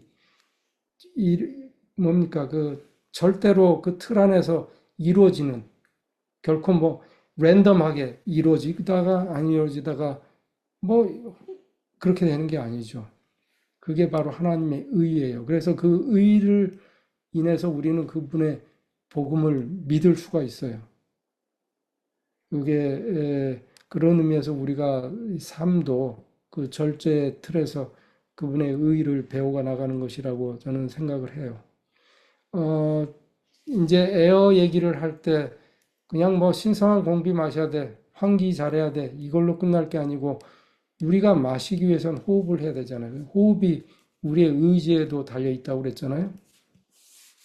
근데 그런 호흡의 의미만 아니라 아까 제가 또 말씀드리는 그 세포의 호흡, 이게 누가 관장하는가? 그 다음에 더 나아가서 영혼의 호흡이라고 하는 기도, 기도를 얘기할 때 호흡에도 들숨날숨이 있듯이 이 우리 영혼의 호흡에도 내쉬기만 하는 기도뿐만 아니라 들이마시는 기도, 즉 그분의 뜻을 이렇게 묵상하고 말씀하세요, 제가 듣겠습니다라고 기다리는 그런 기도, 그런 호흡, 영혼의 호흡도 필요할 것이다. 그게 과학적으로 보면은 그게 결국은 명상이 묵상이 영의 세계를 개발하는 것으로 돼 있고, 그게 결국은 자유의지나 우리의 습관이나 우리의 품성을 개발하는 것이기 때문에 지극히 중요하다라고 제가 말씀드렸잖아요. 그게 바로 에어 부분에서 우리가 더 깊이 생각할 뿐이었고, 그 다음에 rest,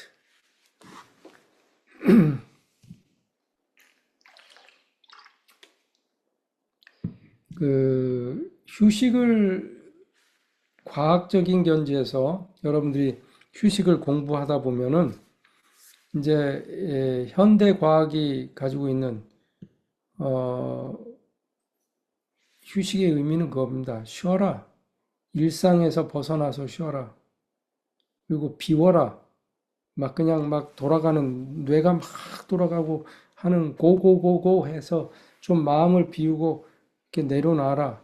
그런 의미에서의 휴식이 원래는 근본적인 의미의 휴식이 그건 뭐 사전적인 의미인데 사실은 현대 사회에서 주창하는 휴식은 대표적으로 얘기하면 3R입니다. R, Reflection, Refreshment and Recreation이에요.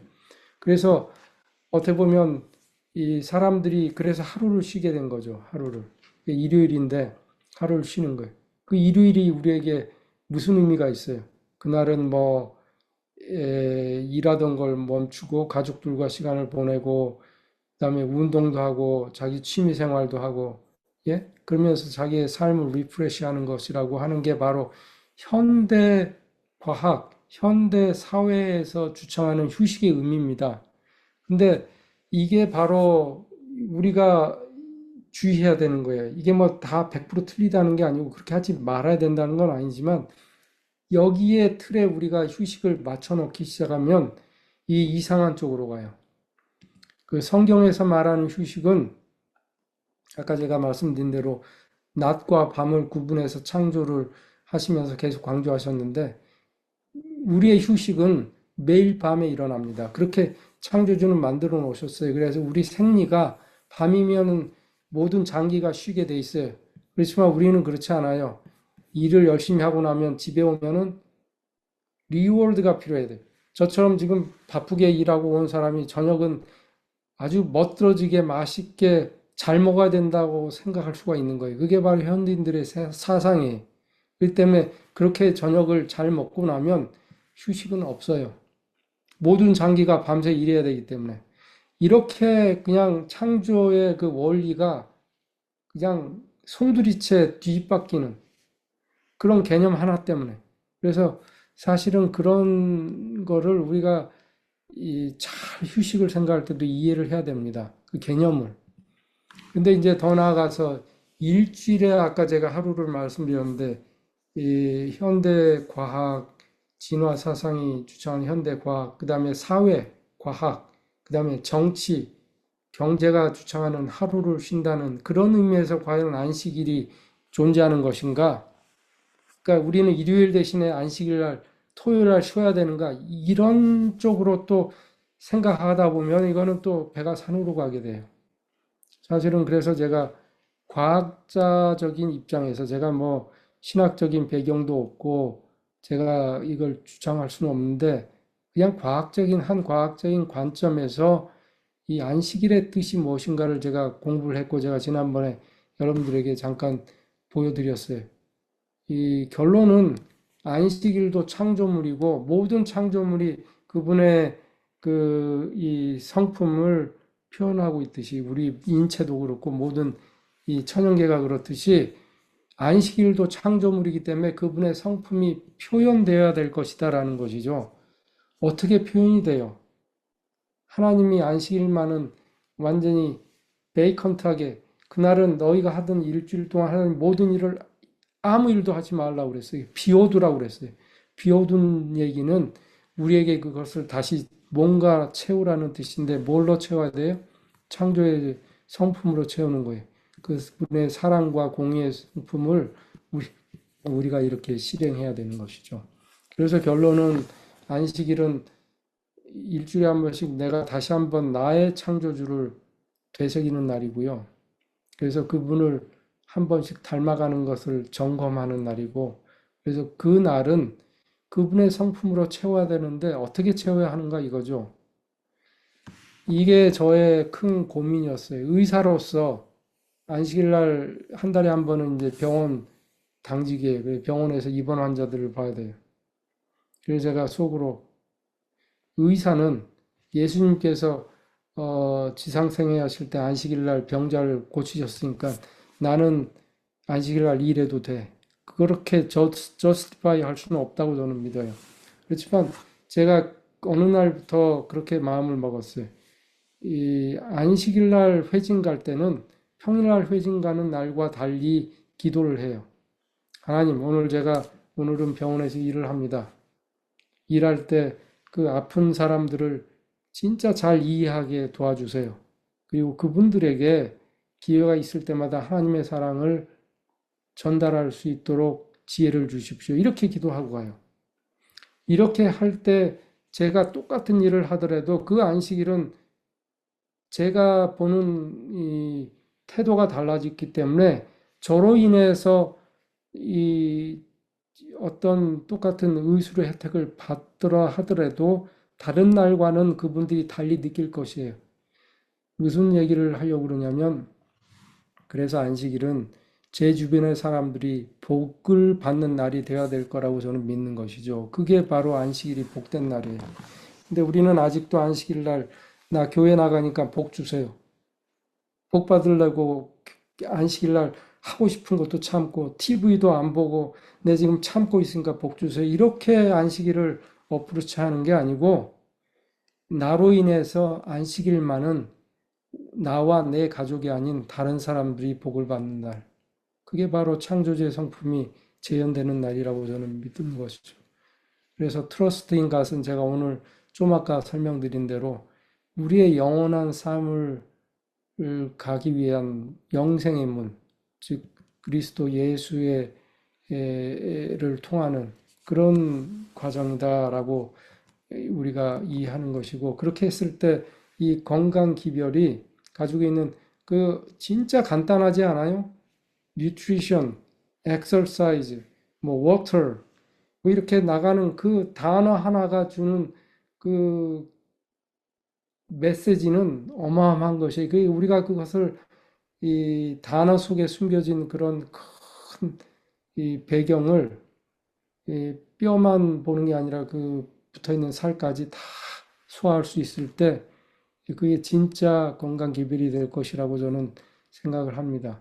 두 번째 여러분들과 나누고자 하는 것은 이 기별자로서의 사명이에요. 이 부분에 대해서는 제가 하고 싶은 얘기 많습니다. 왜냐하면은 우리 그 재림교회가 가지고 있는 이 특별한 건강 기별을 가지고 어떻게 우리가 우리를 판단하고 있는가 이거죠. 간혹 와이스를 선지자라고 자꾸 이렇게 얘기하는 분들이 계세요. 사실은 와이트 자신도 나는 선지자가 아닙니다라고 얘기했어요. 그러면 여러분들 선지자와 본인이 얘기했듯이 기별자, 와이트는 자신의 자서전에 나는 와이트는 그 선지자가 아니고 나는 기별자고 하나님께로 받은 그런 기별을 전달할 의무를 부여받은 사람입니다. 이렇게 얘기를 하고 있는데 기별자와 선지자의 차이가 뭘까요? 본인이 뭐라고 얘기하든 간에 우리가 와이스를 보는 그 시각이 그녀를 선지자라고 볼 때와 기별자라고 볼 때 뭐가 달라질까요? 저는 그렇게 그냥 이 신학적인 면에서가 아니고 제 나름대로 그냥 뭐 어떻게 그냥 쉽게 생각하냐면 우리가 와이스를 선지라고 생각하는 순간 그 선지자가 준 건강 기별, 즉 그 옛날에 1800년대에 2000년이 넘어서 우리가 지금 과학이 발견하고 있는 그런 생각을 다 지금 그때 알았던 거 아니에요. 아, 그러니 와이스는 선지자고 선견자다. 그걸로 끝이에요. 그래서 내가 우리는 그걸 믿으니까 받아들여야 돼. 라고 하지만 남들은 받아들이지 않아요. 남들에게 우리가 강요할 수도 있어요. 그렇게 되면. 이거 진짜니까 당신 왜 안 믿어? 이렇게 될 수 있어요. 그런 의미로 건강 기별이 전달될 수는 없습니다. 절대로. 이 세상에 전도지가 무용지물이 된 게 한참 됐고요. 누가 누구에게 이렇게 멋있는 강의를 해가지고 그 사람들이 변화되는 시대는 이미 지났어요. 무엇이 남아있냐면 저는 건강 기별의 전달 방법이 내가 건강 기별을 전달하는 기별자가 돼가지고 내 자신이 이제 전달돼야 되는 것이. 그 무슨 얘기냐면 나의 여러분들의 변화된 삶, 어떤 변화된 삶이에요? 여러분들의 삶 속에서 문득문득 나오는 주변에서 보는 하나님의 품성, 성품을 보는 거예요. 이게 바로 우리가 이 건강 기별을 나누는 방법이 돼야 된다고 저는 분명히 확신합니다. 그래서 와이도 그렇게 설명하고 있어요. 우리가 우리에게 주어진 그 건강 기별은 뭐냐면 하나의 원칙인데 어떤 원칙에 우리 안에서 이미 주어져 있는 그렇게 돼 있다고 제가 몇 가지 예를 드렸죠. 우리 몸이 어떻게 사랑과 희생과 이 공생과 그런 메커니즘으로 돌아가는지 그 안에 있는 하나님의 형상을 우리의 삶으로 회복해야 돼. 이미 우리 몸은 신체는 그렇게 돌아가고 있지만 우리는 그렇게 안 살기 때문에 그래서 그 형상을 회복할 때 그걸 보고 다른 사람들이 하나님을 발견하게 되는 것이다. 근데 그 하나님의 형상에서 그분의 그 성품의 두 가지를 또 한번 강조하고 싶은데요. 자비와 공의, 자비와 사랑과 공의. 그렇죠? 근데 이제 이 두 가지 아이템을 우리 인간적으로 적용할 때는 꼭 반대로 적용합니다. 사랑스러운 사람에게는 자비를, 미운 사람에게는 공의를 들이대죠. 근데 사실은 그건 굉장히 180도 잘못된 거예요. 우리가 그분의 그 삶에서 그분의 이 성품이 배어나올 때는 그렇게 안 할 거예요. 이제 반대로 돼야 돼. 뭐예요? 진짜 황당하게 잘못된 사람에게 자비의 마음으로 쳐다보는 것이고, 그다음에 우리 자신, 나 자신에게는 그분의 공의의 잣대를 나에게 한번 대보는 거예요. 그래서 내가 아직도 그분의 그 품성에 훨씬 모자라고 있다는 것을 늘 느낄 수 있는 거예요. 예수님께서 이제 그 이른 양의 비유를 얘기하셔요. 이제 100마리 양을 치는 목자가 이제 두 군데 나오죠. 이제 근데 거기에 성경에 보면 99마리를 이 적나라하게 표현하고 있어요. 어디다 그냥 잘 우리 안에다 모아두는 게 아니라 그냥 산이나 들에 그대로 내팽겨 두고 한 마리 양을 찾아갑니다. 이 목자는. 그 한 마리 양이 여기서 보면 가냘픈 어린 양처럼 보였지만 사실은 거기서 의미는 그게 아니에요. 우리가 신앙적으로 볼 때 그 어린 양이 아니고 길 잃은 양은 이 완고한 하나님을 끝까지 받아들이야 하는 제 길로 가는 인간의 내 생각이 중요하다라고 하는 그런 죄인을 얘기하는 거예요. 그런 변하지 않는 완고한 죄인을 그분은 나선다는 것이죠. 그러니까 이런 걸 보고 우리가 우리의 삶도 변해야 돼요. 우리가 건강 기별을 아니면 안식일 진리를 뭐 어떤 우리가 가지고 있는 어떤 그 귀중한 것을 그냥 아주 하찮게 생각하거나 관심 없어 하거나 신병 거기에 대해서 아주 반대의 그런 눈초리로 우리를 보는 사람들을 자비의 눈으로 볼 수 있어야 돼요. 반면에 남아있는 우리는 그분의 공의의 품성에 의해서 질서를 유지하고 살아야 됩니다. 즉 그분의 율법을 따르며 살아야 돼. 이거는 회개한 죄인에게 해당되니까 우리가 그걸 해야지. 우리는 반대로 합니다. 아유, 저 사람은 왜 이렇게 안식일도 안 지키고 사나? 불쌍하다. 아니에요. 그거는 우리가 할 몫이에요. 목자가 없이 우리가 해야 될 몫이고, 목자가 하는 것은 그분들을 위해서 돌아가셨어요. 그러니까는 우리의 삶도 어떻게 보면은 우리 이웃을 사랑하라고 그러셨잖아요. 그 이웃이 과연 뭐 진짜 우리 집에 잘해주고 우리에게 잘해주고 뭐 음식도 가져고 하는 그런 이웃 얘기가 아니죠. 여기서 말한 이웃은 지극히 못난 자, 진짜 세상에서 보잘 것 없는 사람, 예? 그 다음에 어쩌면 우리에게 악한 이 어떤 그런 마음을 가지고 있는 그런 이웃을 얘기하는 거예요. 그 다음에 진짜 우리가 하나님을 사랑한다면 그의 계명을 지키고 그분의 말씀을 즐겁게 따라갈 수 있어야 되는 게 우리가 해야 될 일인 거죠. 이제 제가 슬라이드가 몇 장 안 남았어요. 제가 사는 곳에 이제 밴쿠버 섬인데 캐나다의 서쪽 끝에 있는 섬이에요.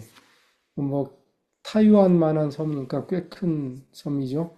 거기에 빅토리아라는 곳에 부차드 가든이라는 곳이 있습니다. 이 가든에 이제 손님이 올 때마다 모시고 가끔 가게 되는데 이 가든을 갈 때마다 야, 참 아름답다. 왜 아름다울까? 여기에 뭐 아름다운 이유가 뭘 것 같습니까, 여러분들? 제가 보니까 여기에는 한 6만 7천여 평 되는 넓은 땅에 900여 종, 거의 1000종에 가까운 식물이 있다고 그래요. 그만큼 여기 사진 한 장에도 보면 꽃들이 다 다르잖아요. 어떻게 이렇게 하나님은 다른 꽃들을 만들어 놓으셨는가 이거예요. 근데 이 가든이 아름다운 건 여기에 장미만 있어서 아름다운 게 아니에요. 온갖 꽃들이 다 많이 서로 같이 있기 때문에 아름다운 거예요. 그렇죠? 우리 인간은요, 이런 꽃의 식물에 비해서 유전차가 훨씬 복잡합니다. 복잡해. 그리고 두 개의 개체가 만나서 계속 이게 섞여지고 하기 때문에 무궁무진하게 많아져요. 그런 인간의 다양성을 왜 하나님은 만드셨을까? 그거는 우리가 서로 이렇게 어울려서 살 때 아름다움이 거기서 나오기 때문에 그래요. 그래서 하나님께서는 우리 인간을 만드시고 얼마나 이 흐뭇해하셨겠어요. 우리는 아름다운 존재이기 때문에 그래서 번창하라. 예? 수가 하늘의 별처럼 많아지고 번창하라. 우리와 다른 나와 다른 남과 같이 산다는 게 그렇게 중요한 것이에요. 그 다음에 이 가든이 아름다운 이유는 어느 식물 하나가 다른 식물을 침범하지 않게 해놨기 때문에 그래요. 만약에 그렇지 못한 식물은 여기에 많은 가드너들이 일해요. 뭐 아마도 굉장히 많은 가드너들이 일을 하고 갈 때마다 이렇게 막 이 엎드려서 막 이런 데 들어가서 일을 하고 있는 걸 보게 되는데 뭐 해요, 그분들이? 잡초 뽑아내는 게 일이에요. 그러니까 남의 공간을 지켜주는 거예요. 그렇기 때문에 아름다워요. 남의 공간을 해치는 식물이 없기 때문에 아름다워요. 그러니까 우리 인간 세계도 아름다워지려면 우리의 사랑을 프랙티스하는 것은 이 나와 다른 남을 인정하는 데서 시작이 됩니다. 그게 인정이 안 되면 사랑이 될 수가 없어요. 허지로 될 수가 힘들어요. 그 다음에 또 하나 절제에서 중요한 거는 남의 바운더리를 지켜주는 거예요. 그래서 제가 감정의 절제 얘기도 했지만 좋다고 그냥 한없이 좋고 밉다고 한없이 밉고 이런 게 아니고 그 사람을 그대로 인정해주고 그 사람의 그 영역을 내가 절대 침범하지 않는 겁니다. 그럴 때 이 인간 사회가 아름다워질 수 있는 것처럼 창조주의 그런 그것을 우리가 실천하고 나타내는 게 중요하다고 저는 생각해요. 그래서 복음으로서의 건강기별, 어떻게 하면 건강기별이 복음이 될 수 있을까 제가 생각했지만 그분의 주신 그런 축복과 그런 메커니즘과 그런 걸 생각하면서 우리는 그분의 공의의 품성을 프랙티스 할 때 이게 저절로 진짜 건강기별이 구속이 아니고 생각하고 할 때마다 야 진짜 고맙다. 진짜 신비롭다.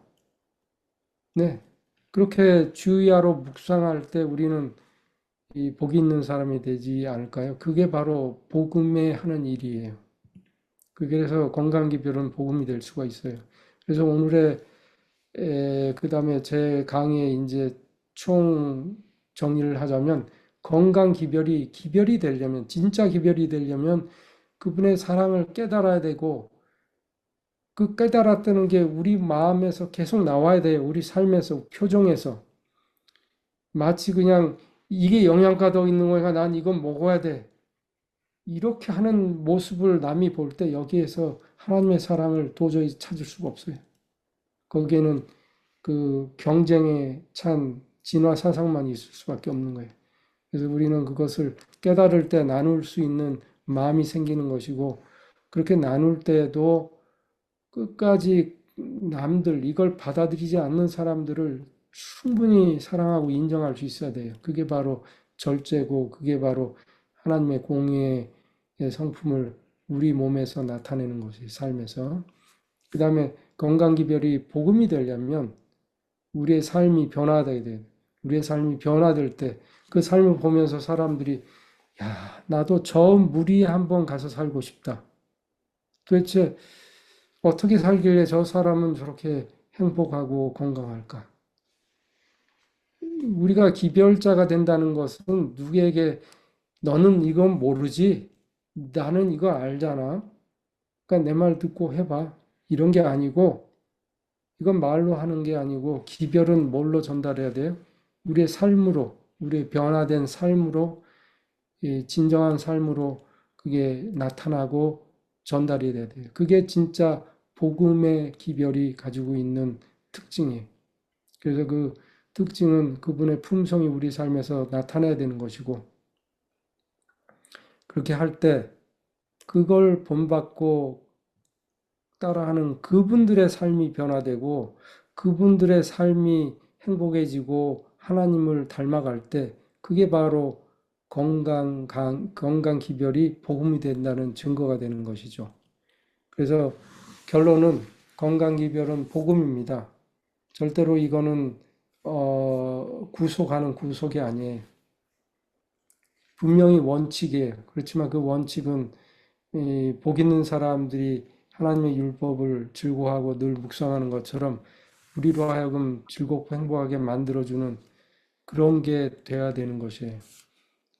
앞으로 여러분들이 제가 강의를 뭐 6번에 나눠서 했습니다만 너무 많은 내용을 그냥 막 제 욕심에 그냥 캡슐 만들듯이 해가지고 그냥 계속 이렇게 일방적으로 뭐 줌 강의가 그렇죠. 뭐 일방적인 강의밖에 될 수 없고 그래서 저는 그게 마음에 들지는 않습니다만 어쨌든 그렇게 전달을 했습니다. 그래서 여러분들이 그거를 앞으로 아마 강의록이 여러분들에게 전달이 되실 텐데 그걸 되면은 그거를 늘 반복하시고 또 묵상하고 여러분 것으로 만드세요. 그리고 그대로 하시라는 게 아니고 여러분들도 뭔가 그 여러분들의 그 나름대로의 건강 기별에 대한 감이라고 그럴까요?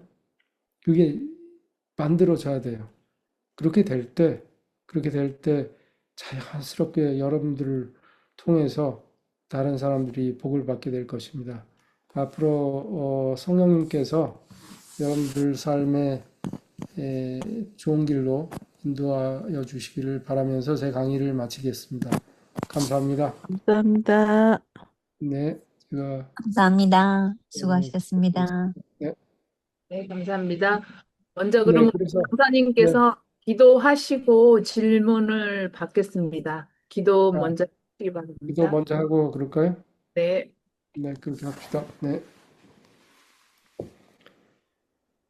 창조주 하나님, 저희를 사랑하셔서 수천 년 후에 이 세상에서 살고 있을 저희들을 위해서 많은 것을 준비해 놓으심을 감사드립니다. 아멘. 저희가 하나님의 사랑을 느끼고 명상하고 그러므로 저희의 생각이 변하고 하나님을 닮고자 하는 마음이 싹트게 하여 주시고 우리에게 내려주신 이 건강 기별이 저희가 품고 있을 것이 아니고 전달해야 되는 사명을 또한 느끼게 하여 주시고, 이렇게 할 때 성령님께서 저희를 올바른 길로 인도하셔서 이 건강기별이 그야말로 하나님께서 주신 기별로서의 일을 다 할 수 있도록 축복하여 주시옵소서. 이 자리에 계신 많은 귀중한 하나님의 자녀들에게 축복하여 주시고 그들의 삶을 통해서 영광 받으시오며 이 프로그램을 진행하는 분들과 이것을 계속 앞으로 발전시켜 나가실 분들에게 지혜를 주셔서 이 프로그램이 더욱더 발전되고 이것을 통해서 건강기별의 복된 기별이 이 세상에 널리 전파될 수 있도록 축복하여 주시옵소서. 예수님 이름으로 간절히 기도드립니다. 아멘. 아멘. 수고 많으셨습니다. 네, 고맙습니다. 다시 한번. 네, 질문 있으시면 지금 잠깐 한 5분 정도 질문 받겠습니다. 5분요? 저는 15분 일찍 끝났잖아요. 아, 하다 보면 길어지니까요. 네.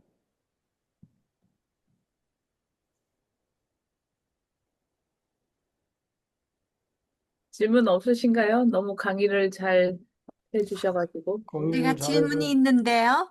네. 아까 강사님께서 죽음에 대해서 얘기하실 때, 네, 우리가 주로 다 우리 믿는 사람들도 조금의 걱정이 있거든요. 혹시나 고통 중에 끝나지 않을까, 또 우리가 노년에 말할 수 없는 고통으로 또 너무 그렇게 하지 않을까 걱정하고 그런 것들이 사실 믿음이 없는 그런 걱정일까요? 그냥 맡기고 우리가 어떤 고통 속에 있더라도 어떻게 네, 마음을 가져야 할지 아까 제가 조금 마음의 평안을 느끼긴 했어요. 죽음에 대해서 말씀하실 때.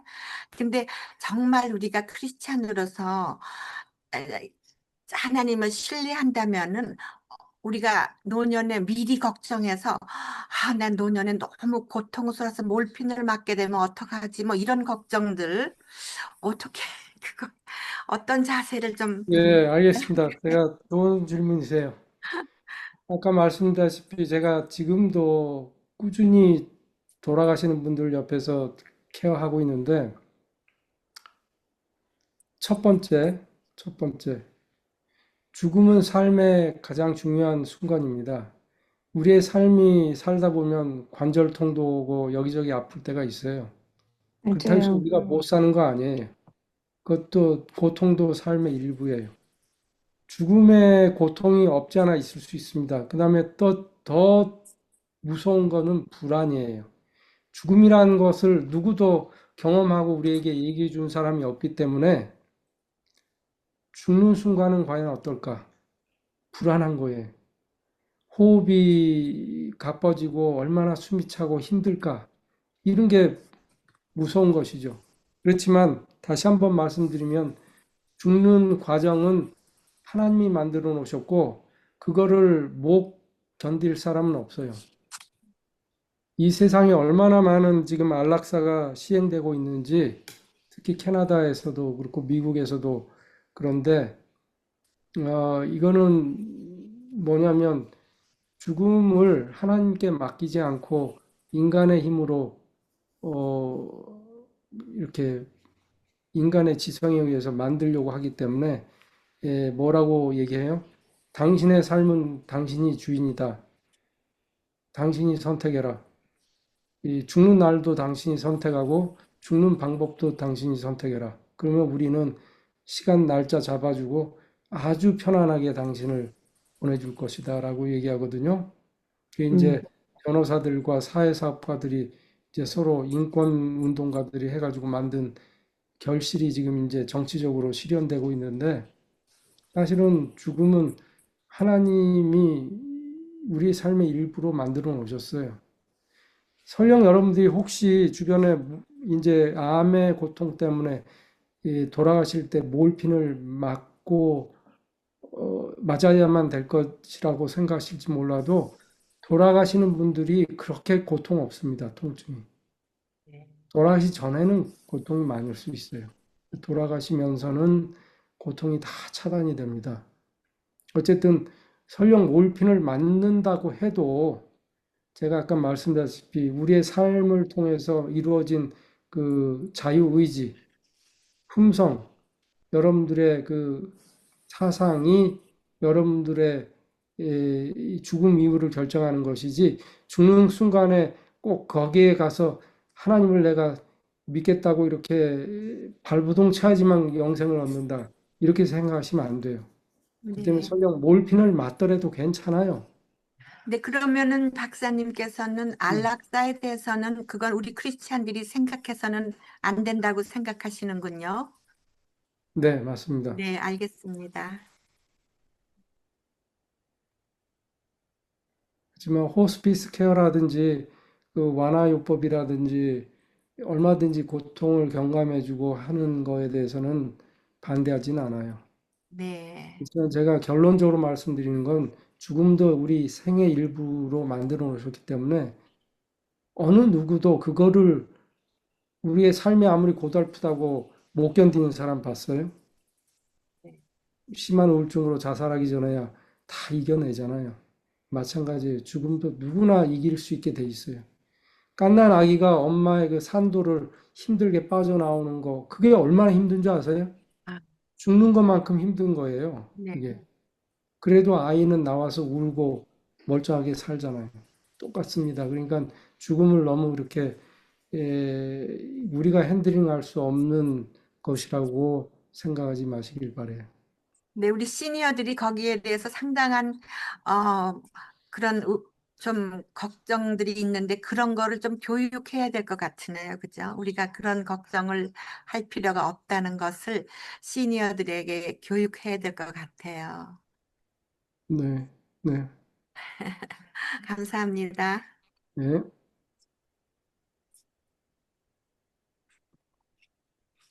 네, 또 질문 있으실까요? 저기 질문을 이렇게 오픈해 놓으면 꼭 안 하시고 제 강의할 때 보면 꼭 뒤에 쫓아오셔가지고 개인적으로 질문하시는데 그 아주 실리한 퀘스천도 중요한 좋은 퀘스천이에요. 그런 게. 그리고 이 남들도 다 생각하고 있는 거예요. 자신 있게 물어볼 거 있으면 물어보십시오. 어, 박사님 질문 하나 하겠습니다. 네, 제가 이제 70이 넘으면서 인지 능력이 많이 저하되는 걸 느끼거든요. 네, 근데 제가 좀 상대적으로 기억력이 좋은 편인데요. 네, 어떤 때는 아침에 일어나서 이게 저기 이리저기 막 그러고 인지력도 떨어지고 그러는데 근데 막 불안한 생각이 드는 거예요. 내가 내 자신을 내가 인식 못하고 또 다른 나 자신 속으로 들어간다는 그런 생각을 가지면 불안한데요.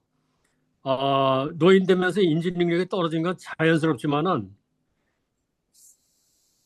어떤 경우에는 내가 컨트롤도 못하고 굉장히 불안한 생각이 들 때가 있는데 거기에 대해서 박사님 어떻게 뭐 좋은 제안이 있습니까? 네.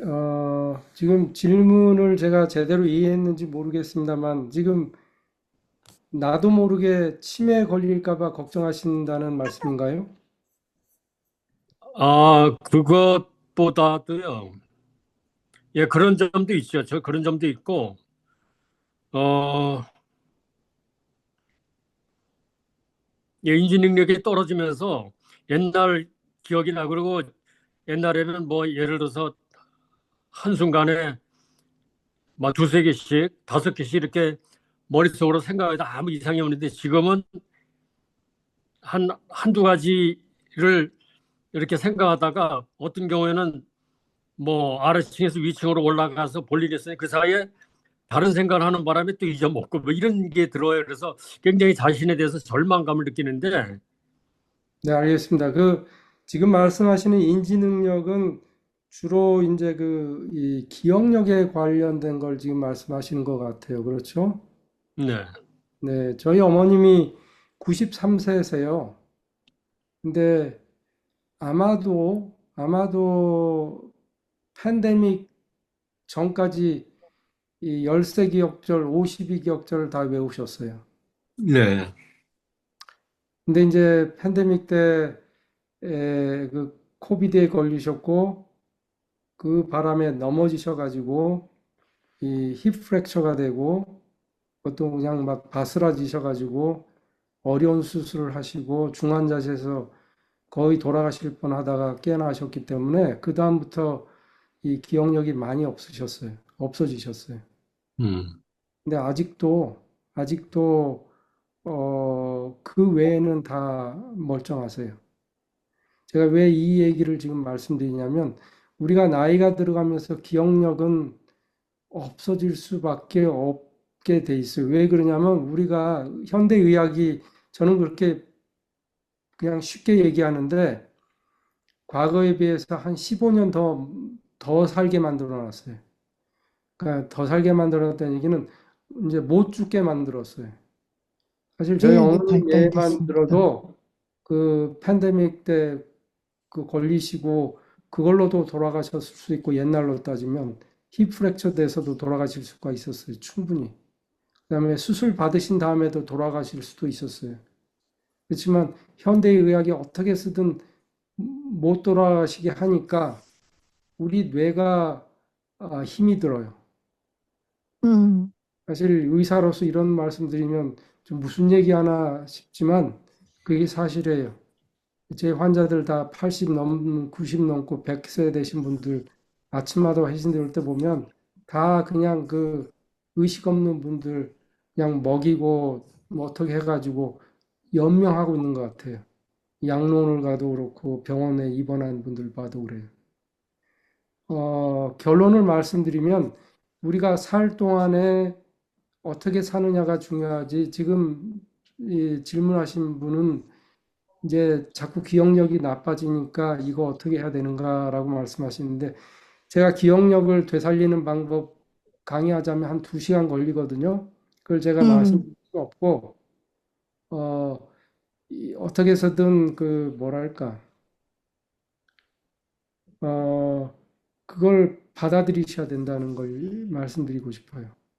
그러니까 우리가 늙어가고 과정. 과정을 액셉트 하시고 거기에 맞춰서 삶을 가야지 그거를 자꾸 나는 이럴 사람이 아니야.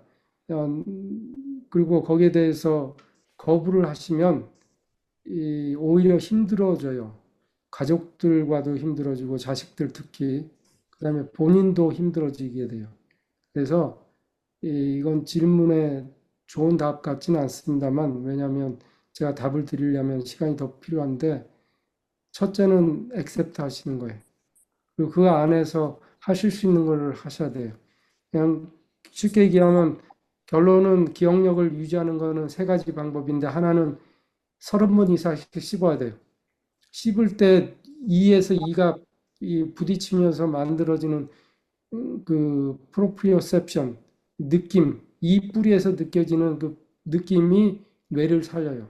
이거는 어마어마하게 중요한 논문이 수도 없이 많아요. 그게 치매 와, 예방에, 기억력의 예방이고 기억력을 활성화시켜요. 오래 씹는 거. 이거 아무도 훨씬. 안 합니다. 두 번째는 신체 활동이에요. 야외에서 햇볕 아래에서 낮에 하는 신체 활동. 세 번째는 밤은 밤같이 보내야 돼요. 그래서 어둡게 해놓고 제발 이 핸드폰 뭐 이런 거 하시지 말고 저녁이 되면 잠을 준비하셔야 돼요. 명상을 하면서 어둡게 해놓고 하루를 정리하고 내 인생을 정리하고 하는 그 이 세 가지만 하시면 기억력은 굉장히 다시 살아날 수 있어요. 음, 사실 저희 어머님이 그거를 잘 하셨거든요. 근데 제가 결론은 그 세 가지입니다. 뭐 질문에 답이 되셨으면 좋겠습니다만. 예, 감사합니다. 그러니까 불안해할 필요가 없고 그냥 적응하라는 말씀인데요. 액셉트 액셉트 하시고 그렇다. 예. 그 세 가지를 중점적으로 노력하세요. 제 저기 교우님들 중에서도 이렇게 친구나 뭐 이렇게 연세 드신 분들 보면은 옛날에는 안 그랬는데 왜 저러지? 이렇게 좀 저 자신도 좀 의아스럽게 생각하고 저 자신도 그렇게 되지 않을까 그런 불안감도 생기고 그래서 저는 이제 욕심인지 몰라도 젊었을 때 가졌던 그 명석함을 가능한 유지를 해야 내가 하나님도 인식하고 내 이웃에게 봉사할 마음도 생기지. 만약에 인지능력이 너무 떨어지면은 내 자신이 너무 이기적으로 변할까 봐 아주 걱정입니다. 근데 이제 그 인지 능력은 전두엽 얘기고요. 지금 말씀하신 인지 능력, 메모리, 전두엽 얘기예요. 근데 사실은 전부 전두엽을 개발시키면 전두엽은 거기에 또 따라갈 수 있어요. 그러니까 이 명상, 밤에 하는 명상 뭐 이런 거 다 좋습니다. 그러니까 뉴스타트에 나오는 그런 그 생활이 단순히 그냥 그 10년 생명을 연장해서 살게 하는 게 아니고 퀄리티 라이프를 보장해 주는 거죠.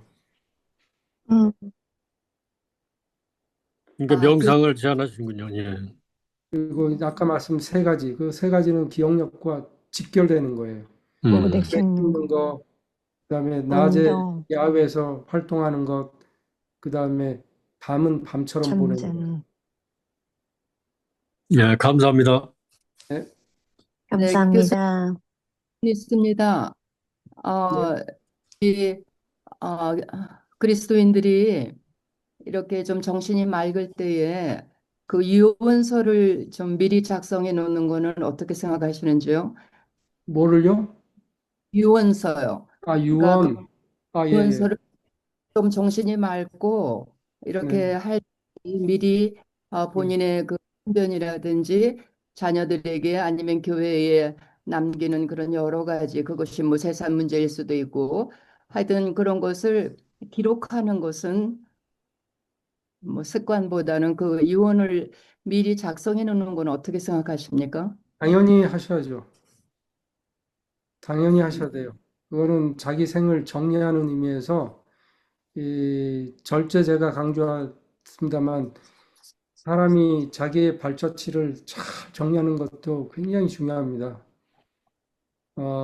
그런 의미에서 그 유언이라는 게 꼭 그냥 그 뭐 재산 지금 말씀하신 그것도 있고, 그다음에 뭐 죽음의 방법, 나는 심폐소생술을 하지 마. 뭐 예를 들면 이런 것도 있고, 더 나아가서는 변명. 나는 이런 식으로 살다 이런 식으로 죽길 바래. 라고 하는 그 신앙인으로서 자식들에게 보여줄 수 있는 그런 모범. 그런 걸 우리가 늘 생각하고 그거를 글로 남겨두고 그 다음에 필요한 부분은 공중이라든지 그걸 받아 놓으시는 게 좋아요. 법적으로. 그 굉장히 중요한 거예요. 알겠습니다. 네.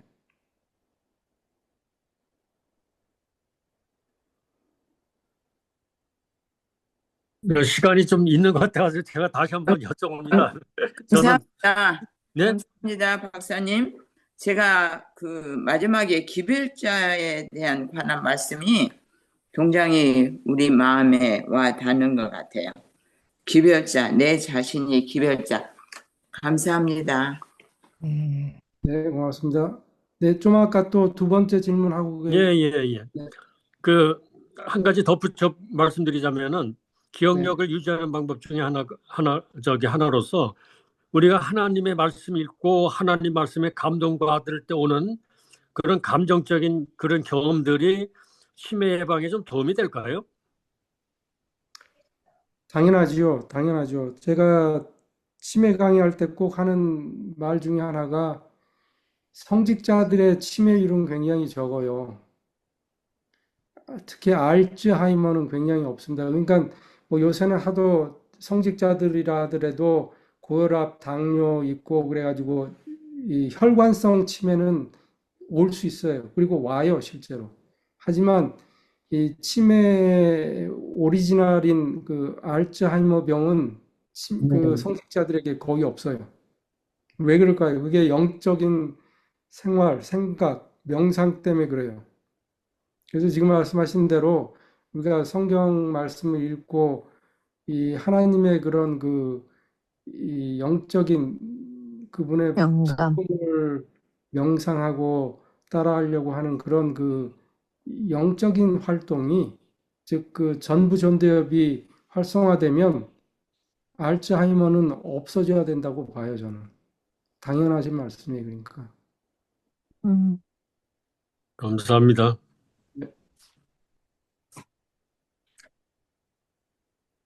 그렇다고 해서 치매 걸린 분은 신앙생활 잘못했다고 생각하시면 절대 마세요.